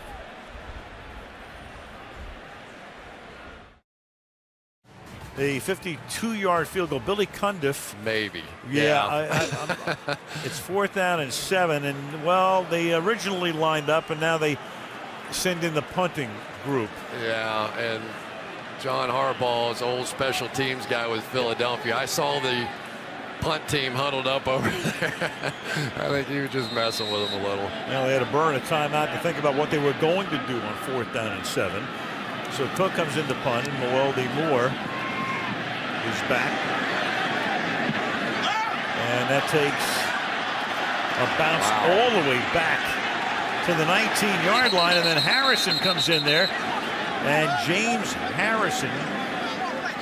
But that's all right. Once the Ravens touch the Ravens football, had touched it. It's all over. Then Harrison has the right to try and pick it up and advance it and not have to worry about losing the ball. With impunity. Yep. Been a good game. You know what's the most interesting thing, though? When the schedule comes out at the beginning of the year, you're looking at Pittsburgh at Baltimore. Oh, battle for first place in the AFC North. But your Bengals right now 8-3, and they've swept each of these teams this season. So who would have thought these two teams are fighting for a wild card? I guarantee you, neither one of these teams thought the Bengals were going to get them twice at this point in the season, but that's exactly what happened and why they're in the precarious position they're in. And these two teams in the first of two meetings, they'll meet in 3 weeks in Pittsburgh. And Mendenhall all the way out to the 32-yard line, tackled there by DeJuan Landry. Gain of 14. Well, they love pulling guards around here, and that time it was Trey Essex coming out this way and leading the way. This is the one they were faking earlier. Remember all the play action stuff? That was kind of the look they were giving. I'll tell you this, Rashard Mendenhall has really proven himself to be the #1 back in Pittsburgh. He gets it again. And he runs right into Tavares Gooden, second year out of the University of Miami, third-round pick last year. Well, I tell you, Ramon Foster is no Chris Kemoatu pulling around. That's their favorite play, that power O. This is their bread and butter right up here through, and Kemoatu is so good at this, but Foster just doesn't have the foot speed. You can see he really slowed down Mendenhall on that one, and that hurts. Free agent rookie is Foster out of Tennessee. 2nd and 9.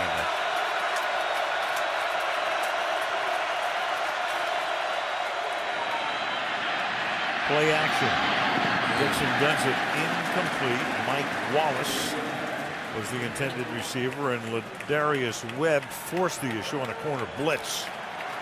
Well, if I have to be perfectly honest, as good as Dixon was in the first half, he has been about that bad so far in the second half. That's a wide open receiver there, and Mike Wallace. You don't get many shots like that against the Ravens. That's a huge miss. And those numbers reflected it. 2 of 8. 3rd and 9.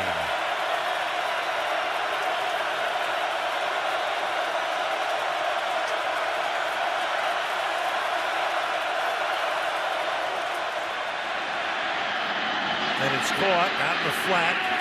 And this is Miller, who can't go anywhere as he's taken down by Frank Walker. And so a 3 and out, and Pittsburgh to punt. You can see Dixon pointing off to his right. He thinks the blitz is coming over here. Instead, it all comes this way, and he ends up having to throw that thing hot out there to Heath Miller. Here they come. Don't have it picked up, and Miller has a chance here, but kind of tripped over the carpet. Ooh, and then a very high snap, and Sepulveda is able to get it off after leaping to grab it, and then this is Chris Carr breaking tackles and finally forced out of bounds up at around the 41-yard line. There are bodies lying all over the field on that one. 34-yard return after that high snap, and there's Dominique Foxworth playing on special teams, starting cornerback, who's hurt. Yeah, there was a lot of sort of, was it a late hit, was it a block in the back, all that kind of stuff going on here. But for Carr, that was a tremendous run back.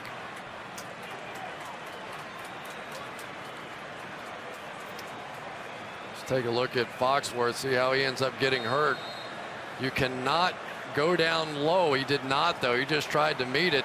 But let's keep an eye on him because he is a starting corner, and if he's not back out there, you know where you're going to attack. So again, with the Steelers, special teams coverage, major problem. This time it's on a punt. Oft times it's been on kickoff returns. 2-yard gain here for Ray Rice to the 39-yard line. I'll tell you, Lamar Woodley has just been something special in this game so far. They've paid so much attention in past games to James Harrison. You see Woodley on the end of the line of scrimmage there. Goes through this block here and just makes the tackle right at the line of scrimmage. They paid so much attention to Harrison, and they started going back and looking at the tapes, and they said, really, the guy's been beating us is Woodley. So they had a special plan for him, but he's overcome all their plans. Atlanta was shaken up on the last series in the game. Flacco steps away, and then his arm gets hit. Is it a live ball? You got Lawrence Timmons coming in. Steelers think they have it, and Ed Hockley confirms it. So before his arm is coming forward, at least that is the call on the field. It's Lawrence Timmons who forces the fumble. Same blitz we saw earlier. Good call. Empty hand coming forward. That's a fumble. Absolutely. Turnover. Steeler ball.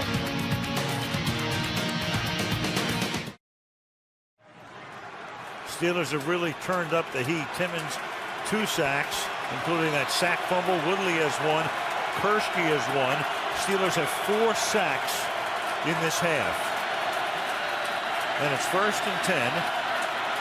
At the 46-yard line, Foxworth, who was shaken up on the punt return, is back in the game. Bottom of the screen, locked up on Holmes. And Mendenhall exploits that hole. He loves to spin around. Takes the ball to the 48-yard line. Dick LeBeau designed such great blitzes. I want you to watch Brett Kiesel here. He's going to set up Lawrence Timmons by coming hard inside here against Ben Grubbs. And that's going to allow Timmons to have a shorter path to Joe Flacco. That shortened path is what allowed Timmons to get there just before Flacco got that one off. Short path and a clear path. 2nd down and 3.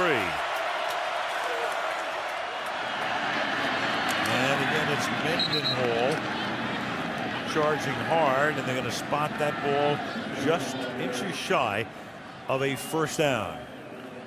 Every time these two teams play, it reminds me in training camp when you do that goal line and short yardage scrimmage.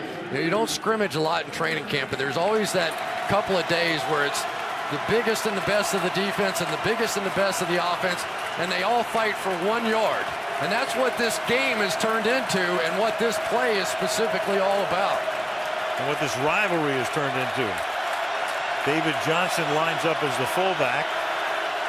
Mendenhall is the running back, and Dixon's going to keep it himself on a sneak and has the 1st down.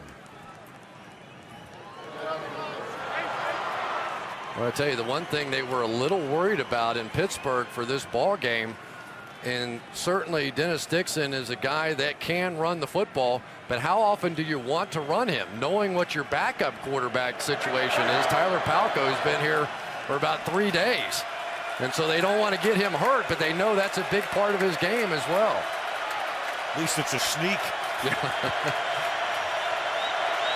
at the 43. Blitz coming. Picked up nicely. Caught 30-yard line by Santonio Holmes. And that'll be a 1st down. He's tackled by Foxworth. A gain of 13 in the ball at the Raven 30-yard line. Well, the old cross blitz that the Pittsburgh Steelers love to run. Going to get them in here and then back here, and watch Mendenhall pick up Ray Lewis here on this one. He's been the only one so far able to do that. May have been a bit of a read blitz there too. Ray may have had him in coverage.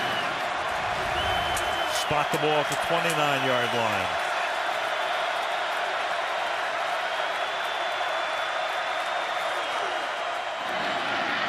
Mendenhall again. There's more pirouettes than Peggy Fleming ever did. Gain of 2. I'm just getting ready for the Winter Olympics, that's all. I could use a little boning up for the Winter Olympics. I'm not prepared yet for some triple axels over there.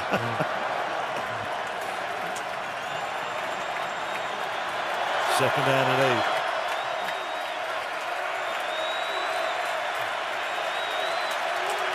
Crowd exhorting and imploring its defense. And for years, it's been all about defense in this town.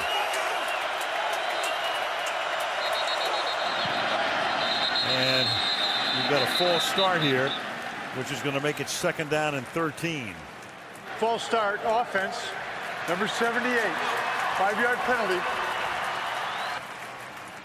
Left tackle, 2nd down. Max Starks. Yeah, the Ravens did a little late shift there right in front of Max Starks that got him to jump. They were going to come with a corner or a safety blitz off the edge. And when Max saw all that movement, it made him move.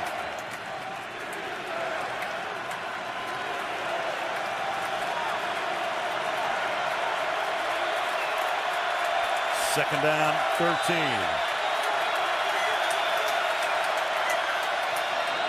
And he got a flag because Nata had come across the line. So they're going to get those 5 back. Offside defense, number 92. 5-yard penalty. Repeat 2nd down. Giveth and taketh. Back to 2nd and 8. Kind of way this game's gone, isn't it? I'll tell you, sometimes when a veteran center readjusts just before the snap, like Justin Hartwig did, you get a look at all those scratches. That's when you're playing a game like this, you get a lot of scratches on your helmet. Lodi Nata probably leads the team in scratches on that helmet. And Dents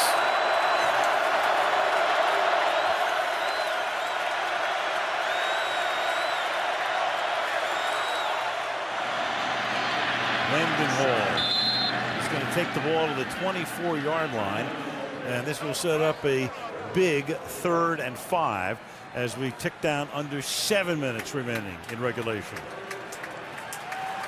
How much do you trust Dennis Dixon at this point? I tell you, I would like to see him out on the edge here. Remember the bootleg they ran a little earlier? Something to give him a little run pass option. Key moment in the game right now. If you're going to run him, this would be the spot. He's got Holmes and Ward both to the left. Wallace to the right. Wallace in motion. The fake, the inside give to him, and Dixon's going to run it himself. Inside the 10 and into the end zone goes Dennis Dixon.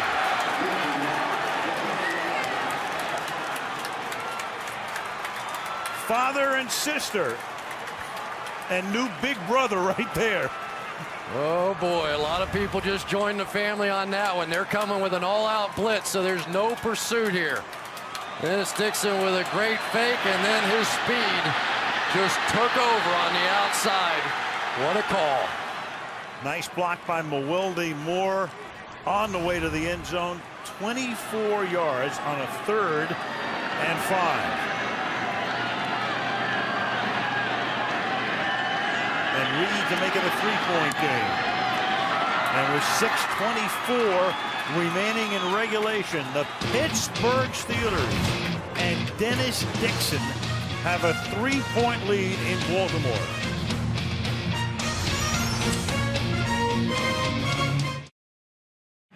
What a game this has turned out to be. 6:24 left in regulation. Kickoff fielded by Lardarius Webb from the 1-yard line. And Webb brings the ball back out to the 27, and another penalty.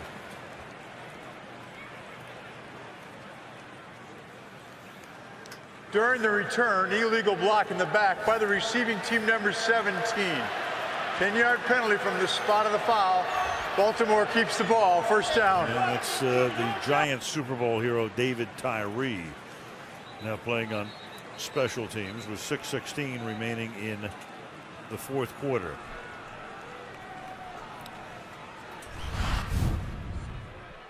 When we come back, Ravens will have it at their own 10.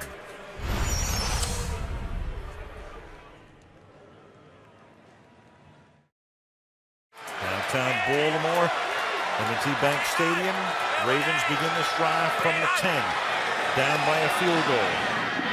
And Flacco will throw to the outside, and he starts with a completed pass and a 1st down to Mason, and we go back to Dixon's touchdown. Well, you can anticipate blitz in this situation, and they certainly got it here.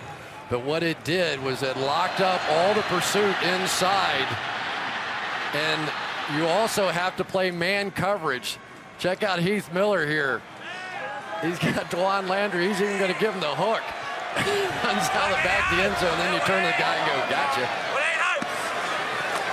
From the 21-yard line, Flacco fires over the middle, and that's caught. And in a vice was Clayton, and he's able to hang in. Ryan Clark was there with the coverage, and that's a 20-yard gain and another first down. There are men playing in this football game this time. Mark Clayton, what a catch. He knew he was going to get drilled on this one. Gets sandwiched between two defenders and hangs on to the ball. Big shot by Ryan Clark. Great catch that time by Mark Clayton. He's their leading receiver tonight. That's 6 catches, and he has 118 receiving yards. The 41-yard line. Swing it to the outside, and the coverage is perfect this time. Mason makes the catch, and Ike Taylor, a little swagging, as he likes to say in his intro. He gave up the touchdown a little earlier, and you get the feeling because Joe Flacco loves Derek Mason in clutch situations. And Ike Taylor's been out there sort of one-on-one against him for the most part in this game, and you get the feeling it may come down to a showdown, a personal battle between those two.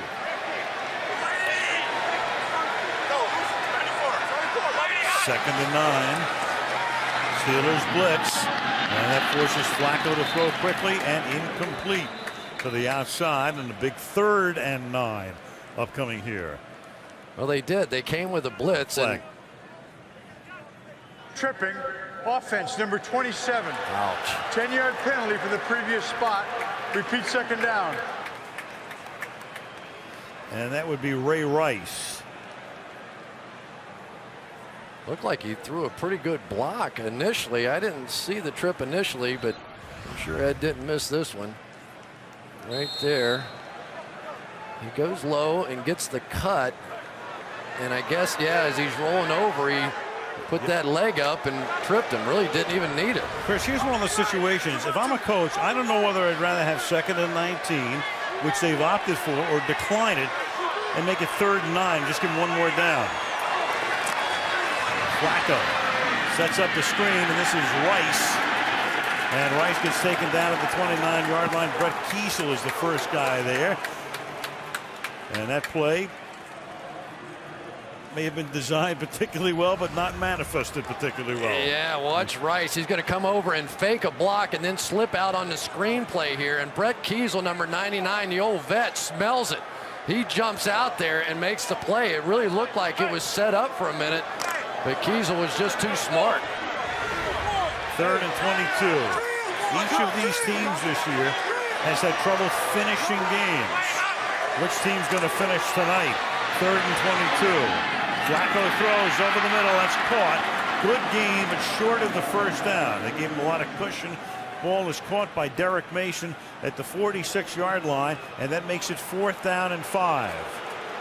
The crowd wants Harbaugh to go for it, but you can't in this situation. No, you really can't. You've got one of the top defenses in football, and well, they're going to call a timeout. Well, they're going to take a timeout and think about it. And that's their 2nd timeout of the half.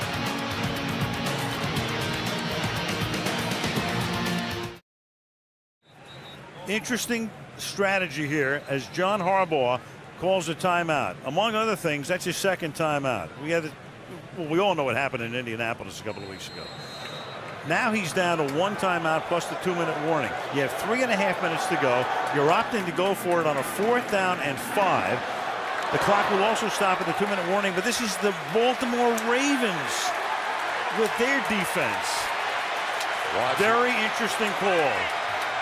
Be ready for Ray Rice. There he is out on Ferrier. On 4th and 5, and that is caught. And he comes up with aces. And it's Rice inside the 20 to the 10-yard line. Well, sometimes you look like a bum, and sometimes you look like a genius. Well, Ray Rice has been so dynamic. When he goes in motion and Ferrier goes with him, Joe Flacco knows right now that's one-on-one on the outside with one of his top receivers, and it was no contest.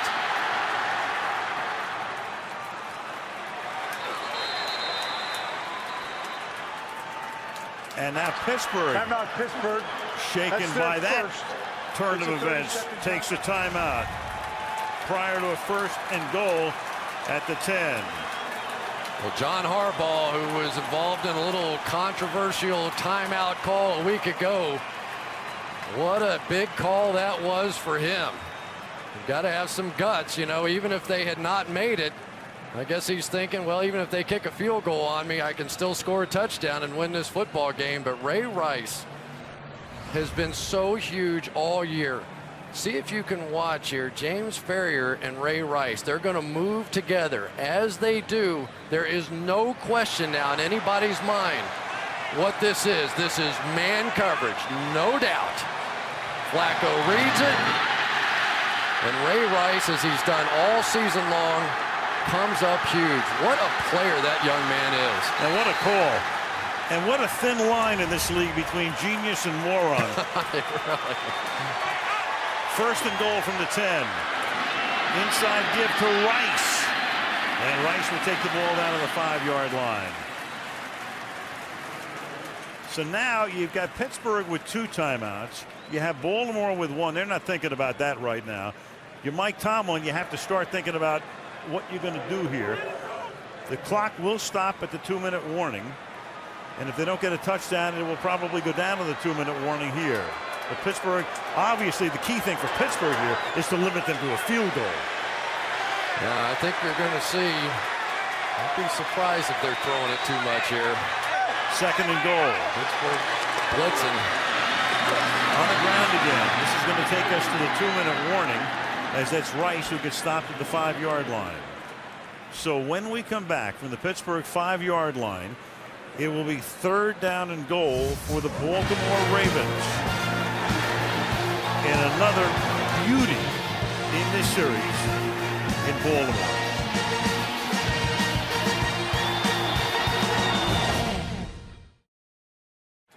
Uncharacteristic of the Steelers, in recent years, 3 of their 4 losses this season have come after having a 4th quarter lead, and they're in jeopardy tonight of another one. 3rd and goal. The ball is spotted at the 6-yard line. 2 minutes to go. And Flacco to throw. And the throw to fade, and that is incomplete. And it's intended for Todd Heap. The coverage was very good. And John Harbaugh, he'd like to have that play called back. Yeah, and Deshae Townsend kind of got Todd Heap right here at the tail end of this play, but fortunately for him, the ball landed out of bounds, and so I think they would have called it uncatchable anyway. But there was definitely a shot at that one, and Flacco made sort of the safe throw and set up this field goal, but there was an opportunity there. Here's Cundiff now for a 24-yard attempt. Cook puts it down, and the kick is just inside the right upright. This 15-round fight might go a few extra rounds tonight. Right. It's all right with me. This is fun. 1:51 left in regulation. Wow, this is just big plays, big defensive sacks, big momentum shifts, and I tell you that this game really, to me, means much more to John Harbaugh and the Ravens than even it does the Steelers. The Steelers are going to get the Ravens still in Pittsburgh, and I can create a lot of scenarios, Roethlisberger coming back and the Steelers schedule and all those things for them hanging around the wild card spot and still making the playoffs. But for the Ravens, you get the feeling they really need to win this football game and hold serve against the Steelers at home here. No question, because they come in having lost 5 of 7. They go to Green Bay next Monday night, so that's tough. They still have to go, as you say, to Pittsburgh. And even if Pittsburgh were to lose, they'd still be 6-5. They've got Oakland at home next week. A lot can happen, but more impactful for Baltimore. 17 all, 1:51. Cundiff pile driving the ball before he puts it on the tee. Stephon Logan back at the goal line.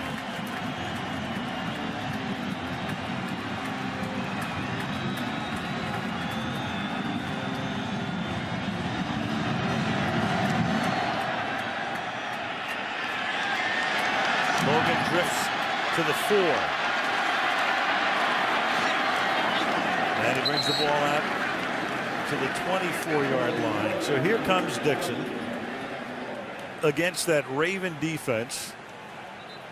Ray Lewis, of course, the heart and soul of it. And with Jeff Reed as your kicker, he looks to get the ball to around the 30-yard line of the Baltimore Ravens to give Reed a decent chance at it. He says the range is 55 yards. We'll see. They'd rather see something like around 46. Or 20. Or 10. From the 25. Four-man line, four-man rush, and 7 dropping back, and then pass is thrown into the Ravens bench. Antonio Holmes was the intended receiver. It'll be 2nd down and 10. You know, it's interesting. We were talking to Mike Tomlin last night about this very situation, the end of the ball game, and he said, you know, it might actually be tougher for Dixon if they played a zone and drop back as opposed to a blitz, because when you blitz, you get one-on-one coverage. That time the Ravens went zone, and Dixon struggled. 4 rushing and 7 back. They did on that last play. 2nd and 10.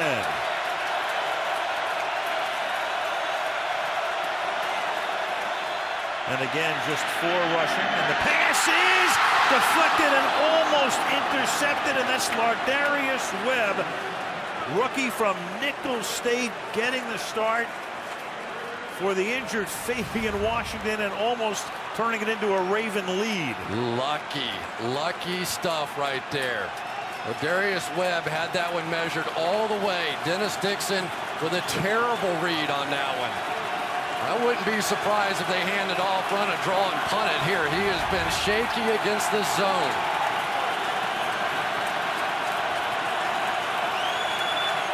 Better not throw it to Ed Reed.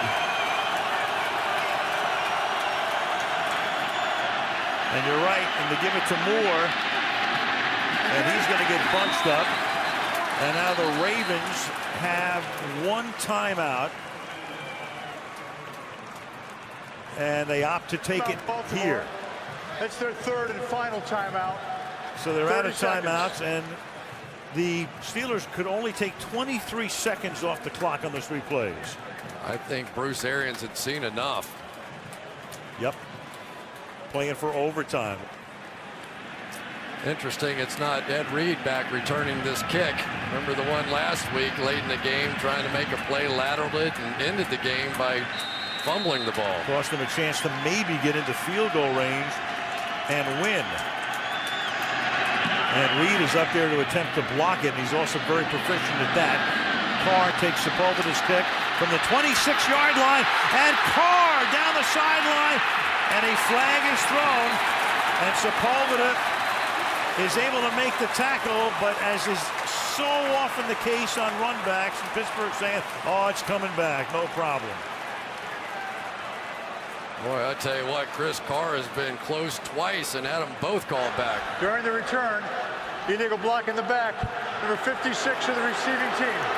10-yard penalty. Baltimore keeps the ball. 1st down. Tavares Gooden.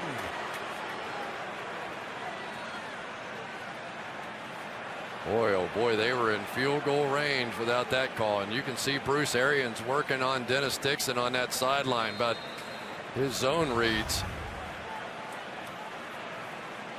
That's the block in the back, number 56 right there. Just kind of ran him by. I'm not sure he would have made the play at all. That's one of those you just try and shield him instead of making contact. Gooden didn't. From the 29 on 1st down. Ravens without a timeout. Throw it underneath to Rice. And Rice thought about cutting it back inside, then realizes that it's more important to save a little time on the clock and steps out at the 35. I tell you, Rice has been doing this all season long. He stays into block. He's a short little guy, but he is a nasty blocker. And then after he secures his block, he sneaks out late, and linebackers just can't run with him. I mean, that has been a major part of this Ravens offense this season. 101 yards from scrimmage in this half for him. 2nd down and 4. Blitz coming. Caught by Heap on the outside, and Heap is out of bounds. Tyrone Carter forcing him out and stopping the clock with 65 seconds and a 1st down. Yeah, great read that time by Joe Flacco as they had to throw it hot off the right side. Got a little pick play going down the field that time against Tyrone Carter, the safety, which really popped Todd Heap wide open. If the range is 53, according to Cundiff, have to get the ball to the 35-yard line to get him in that range. 1st and 10 from the 41. Flacco takes the low snap and then throws, and that pass is incomplete. Derek Mason down the middle, 2nd and 10. Boy, that battle is getting pretty intense on the outside. Ike Taylor going against Derek Mason, just one-on-one. That time Mason was able to get inside Taylor at top of the screen. Had a little room here on the post. But it was Timmons who ran underneath it that I think scared Flacco just a bit.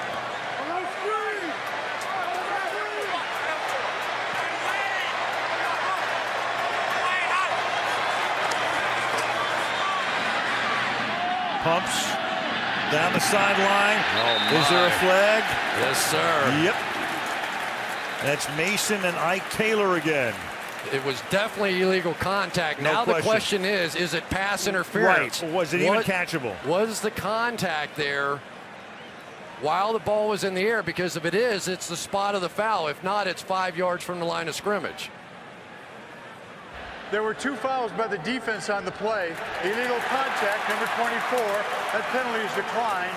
Pass interference, number 24. That penalty is enforced. The ball is placed. Got him for Spot of both. the foul. 1st down. Yeah, Ike Taylor's gotten away with a few tonight, but not this time around. Mason with this little double move here. Stop. Go. Now he's going to grab him beyond 5 yards. There's your illegal contact. Now you see the ball, no choice. Kind of grab him, impede his progress, and they get him for both. So now Cundiff is within range after the 24-yard penalty. The ball is at the 35-yard line.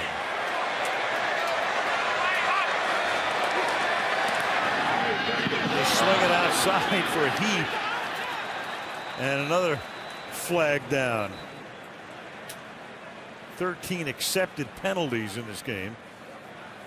That's terrible that time by Mark Clayton. Yep, and already 8 of them Pass against Baltimore. interference offense, number 89, 10-yard penalty. Repeat 1st down. And that takes them out of field goal range. The same way that Todd Heap got open earlier in this drive, this time Mark Clayton just blatant as he comes up and tries to set the pick here. And instead of just doing it subtly where you're not going to end up getting caught, he comes down and just whacks him. Ball's still in the air. That's not even close. 9 penalties, 80 yards.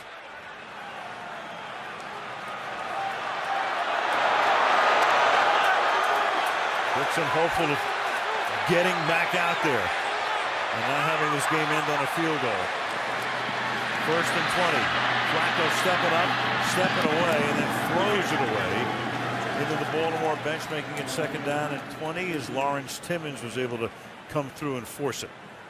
Yeah, they were sending safeties, Timmons, and everything. The one thing that Joe Flacco said about this game, though, he said the pass rush of the Pittsburgh Steelers, you either have to step up and throw it or step up and sprint like crazy. He said you cannot hang around the fringe of the pocket. They're too dangerous. They'll strip that ball out of there. 2nd and 20. Flacco staying in the pocket, throws, and that'll be caught at the 34-yard line by Clayton. Tackled there by Gay. So they're back to within what Cundiff says is his range. This would be about a 52-yard field goal from this spot. 3rd down and 9. Baltimore no timeouts, and then Flacco is back out of field goal range as he gets sacked, and there's a fumble.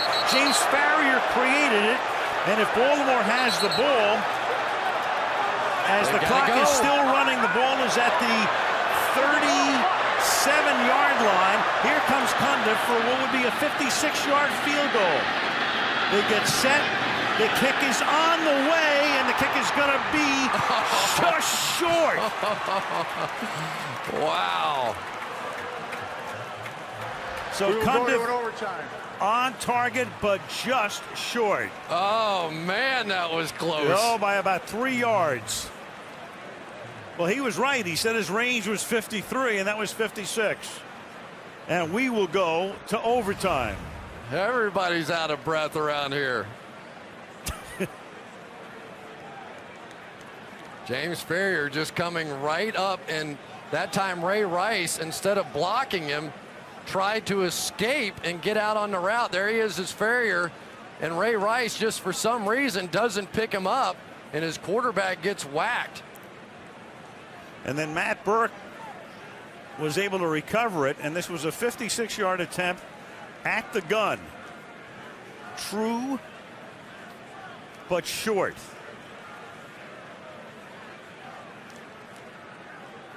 We'll now have a sudden death overtime. The first team to score wins. We go to a 15-minute quarter. If the score is still tied after 15 minutes, the game is a tie. Each team has 2 timeouts. Pittsburgh, it's your choice. Who will call the toss? Tails. Tails. The call is tails. The call is tails. It is tails. Pittsburgh has won the toss. You wish to receive just the way you're set up there. Pittsburgh will receive. Kicking this way. Why not? What a rivalry. What a game. Overtime next.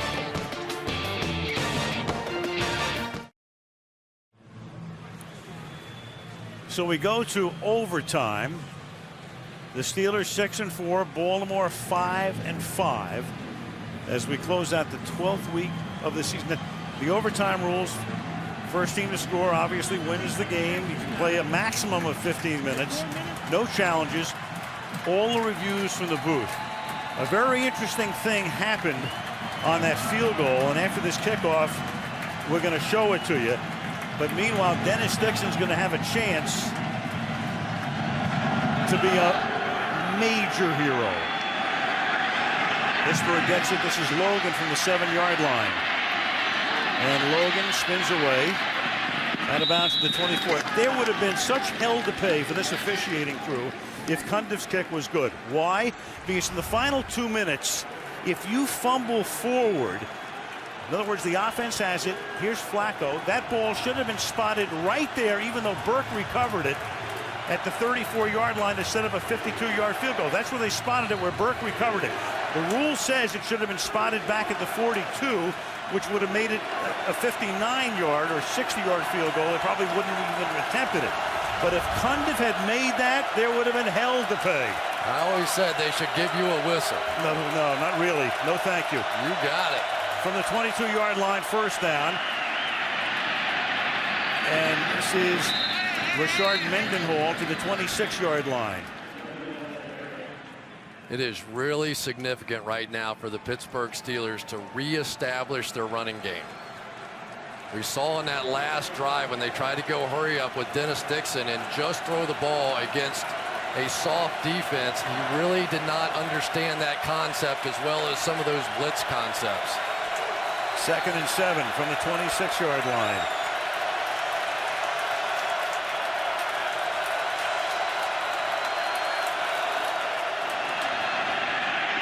Mendenhall. And Mendenhall rolls forward to about the 32, just short of a first down. Big block that time by David Johnson, the fullback. This is an intentional cutback play because they're going to come over here and trap. It's something the Steelers really like to do. Gets the defense flowing that way. Johnson gets that block, and they get very close to a first down. David Johnson lines up as the fullback, and Dixon's going to lunge for a first down. Looked like he was stopped initially, a little shy of it, and then with that extra effort gets across the line and moves the chains. First down. Boy, Kelly Gregg that time, the nose tackle, just takes Hartwig and crams him back into Dixon, but Dixon sort of falls off of that one and manages to pick up the first down. Nice play by Dennis Dixon. At the 33. Double tight end set. Ward comes in on a wing. Give it to Mendenhall. And that workhorse takes the ball up to the 37-yard line. Richard tonight, 22 carries, 90 yards, averaging a little over 4 per tote. Remember back when heavyweight fights were 15 rounds, and in round 14 and 15, the guys looked like they had no arms, and they're just kind of slinging with everything they got, and that's kind of what this thing's turned into. This rivalry's turned into it. 2nd and 6.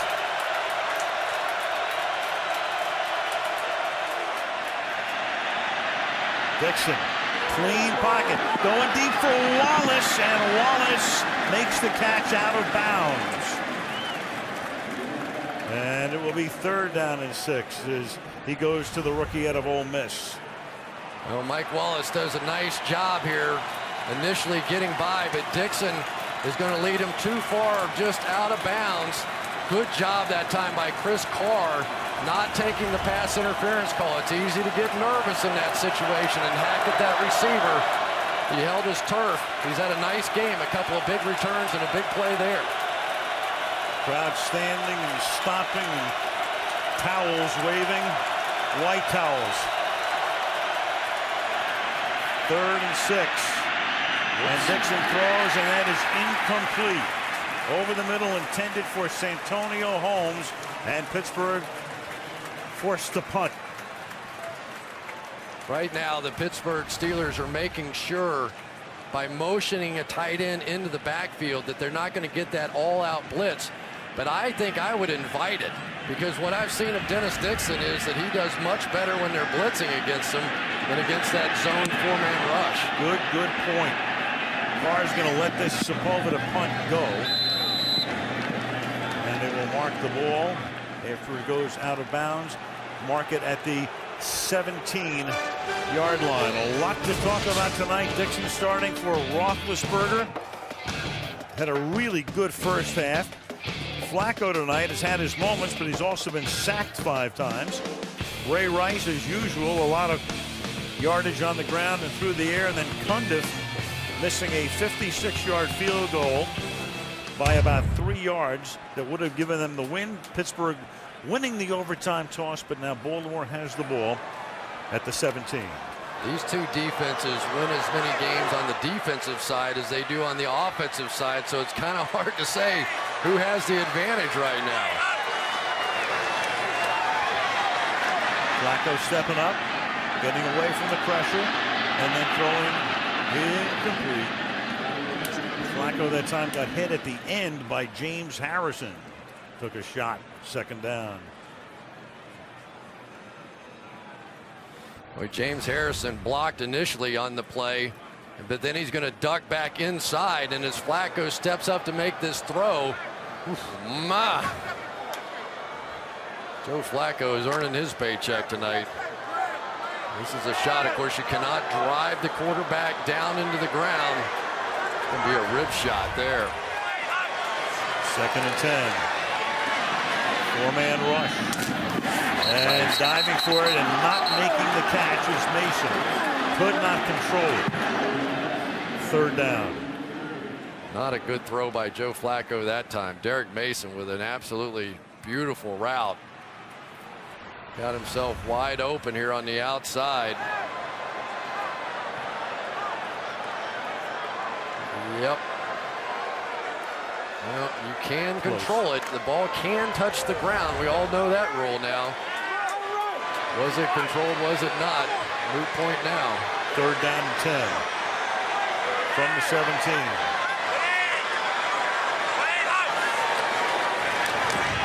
Rush 5 this time. And again he goes down, and it's incomplete. Kelly Washington was the intended receiver. Townsend with the coverage on the play. It'll be 4th and 10. That time the umpire got in the way of Kelly Washington and almost cost the Ravens an interception. Watch right here. Washington's trying to come across, but he has to go in behind the official, and that ball could have easily been picked off.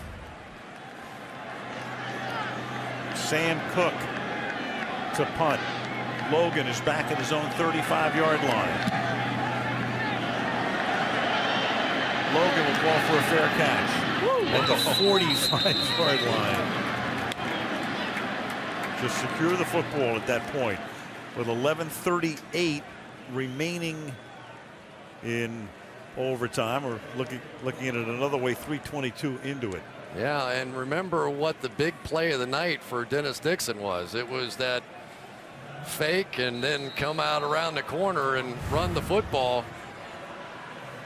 And the importance of this game illustrated there. Pittsburgh would go to 7-4, so Denver and Pittsburgh would be in the wild card slots if Pittsburgh wins and the season ended today. Huge game for Baltimore to try to go to 6-5 from the 45.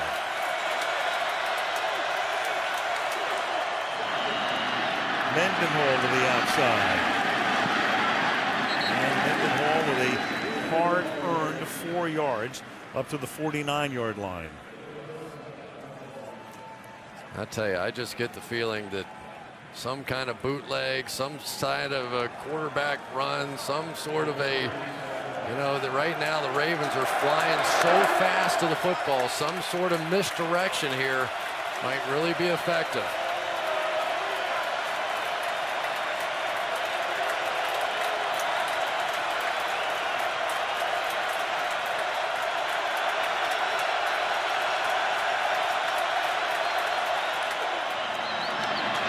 Mendenhall again. Gets to the 50-yard line. Ray Lewis meets him right there. Paul Kruger, rookie out of Utah as well. 3rd and 5. Big moments, call on big players. Ray Lewis, as he's done so often tonight, meets Mendenhall in the hole.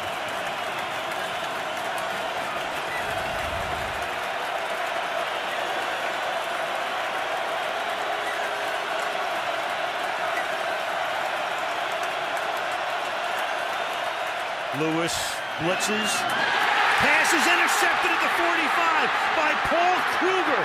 The rookie to the 28-yard line.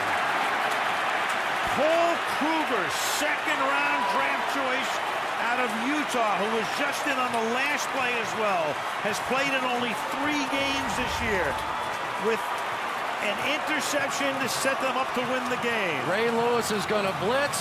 Kruger is going to drop. Dick LeBeau sees his defense come back to haunt the Pittsburgh Steelers. That is the zone blitz right there, and the Ravens execute it perfectly. And for Dennis Dixon, those are the things you just do not see unless you get a chance to play in the National Football League. They don't run a lot of that in the Pac-10.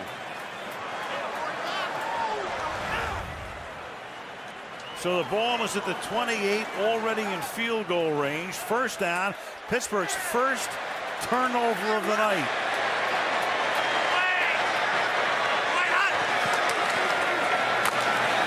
Playing it conservatively to the 26-yard line. Ray Rice tackled by Woodley. Yeah, I would be stunned if you see the Ravens throw the football here the remainder of the way. There have just been too many bad things that have happened to Joe Flacco on some of these blitz packages. You do not want to give it back to the Pittsburgh Steelers without at least attempting a field goal. And there is Cundiff, who's sitting at home in Arizona a couple of weeks ago, watching Stephen Hauschka have his problems and then getting the call after he had played with Cleveland earlier this season. And to the 20-yard line goes Ray Rice to make it 3rd down and 2.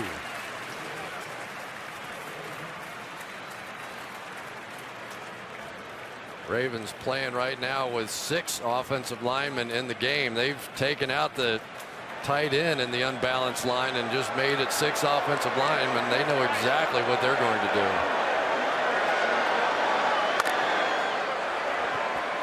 At the moment, it would be a 38-yard attempt. 3rd and 2. Here's Rice. And Rice will take it to the 14, and now they're down to about a 32-yard field goal attempt. What a great run by Ray Rice on this one. The Steelers had 2 linebackers come shoot right in the hole, right up here, and Ray Rice is going to see it and just make a move on both of them and jump inside and pick up that first down. He is some young player. 82 yards rushing tonight for Rice. Most anybody has gained against the Steelers on the ground this season. From the 15. Rice again. Cuts it back. Now they go to the 9-yard line.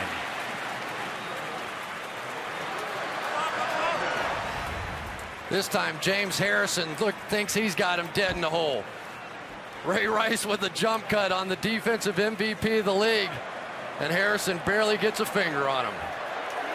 Well, at some point now, how many more shots you want to take before you kick the field goal, or do you kick the field goal? The way they're moving, they might just try and run it in. I think you take one more shot. If you don't get the first down, you attempt the field goal in case there's a bad snap on 3rd down.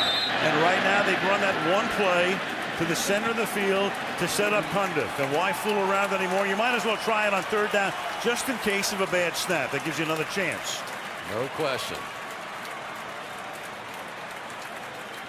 So Roethlisberger has to console Dixon. Cundiff will set up for a 29-yard field goal attempt. And Tomlin looks like he's getting ready to call a timeout.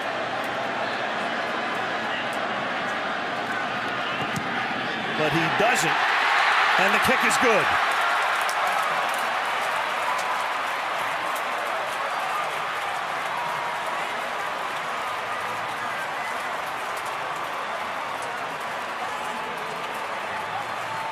What a ball game.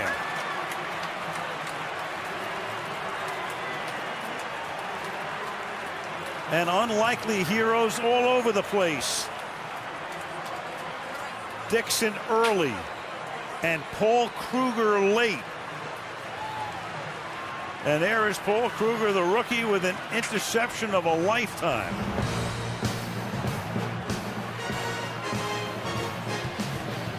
Setting up Baltimore for Cundiff's game-winning field goal as the Ravens win it in overtime, 20-17.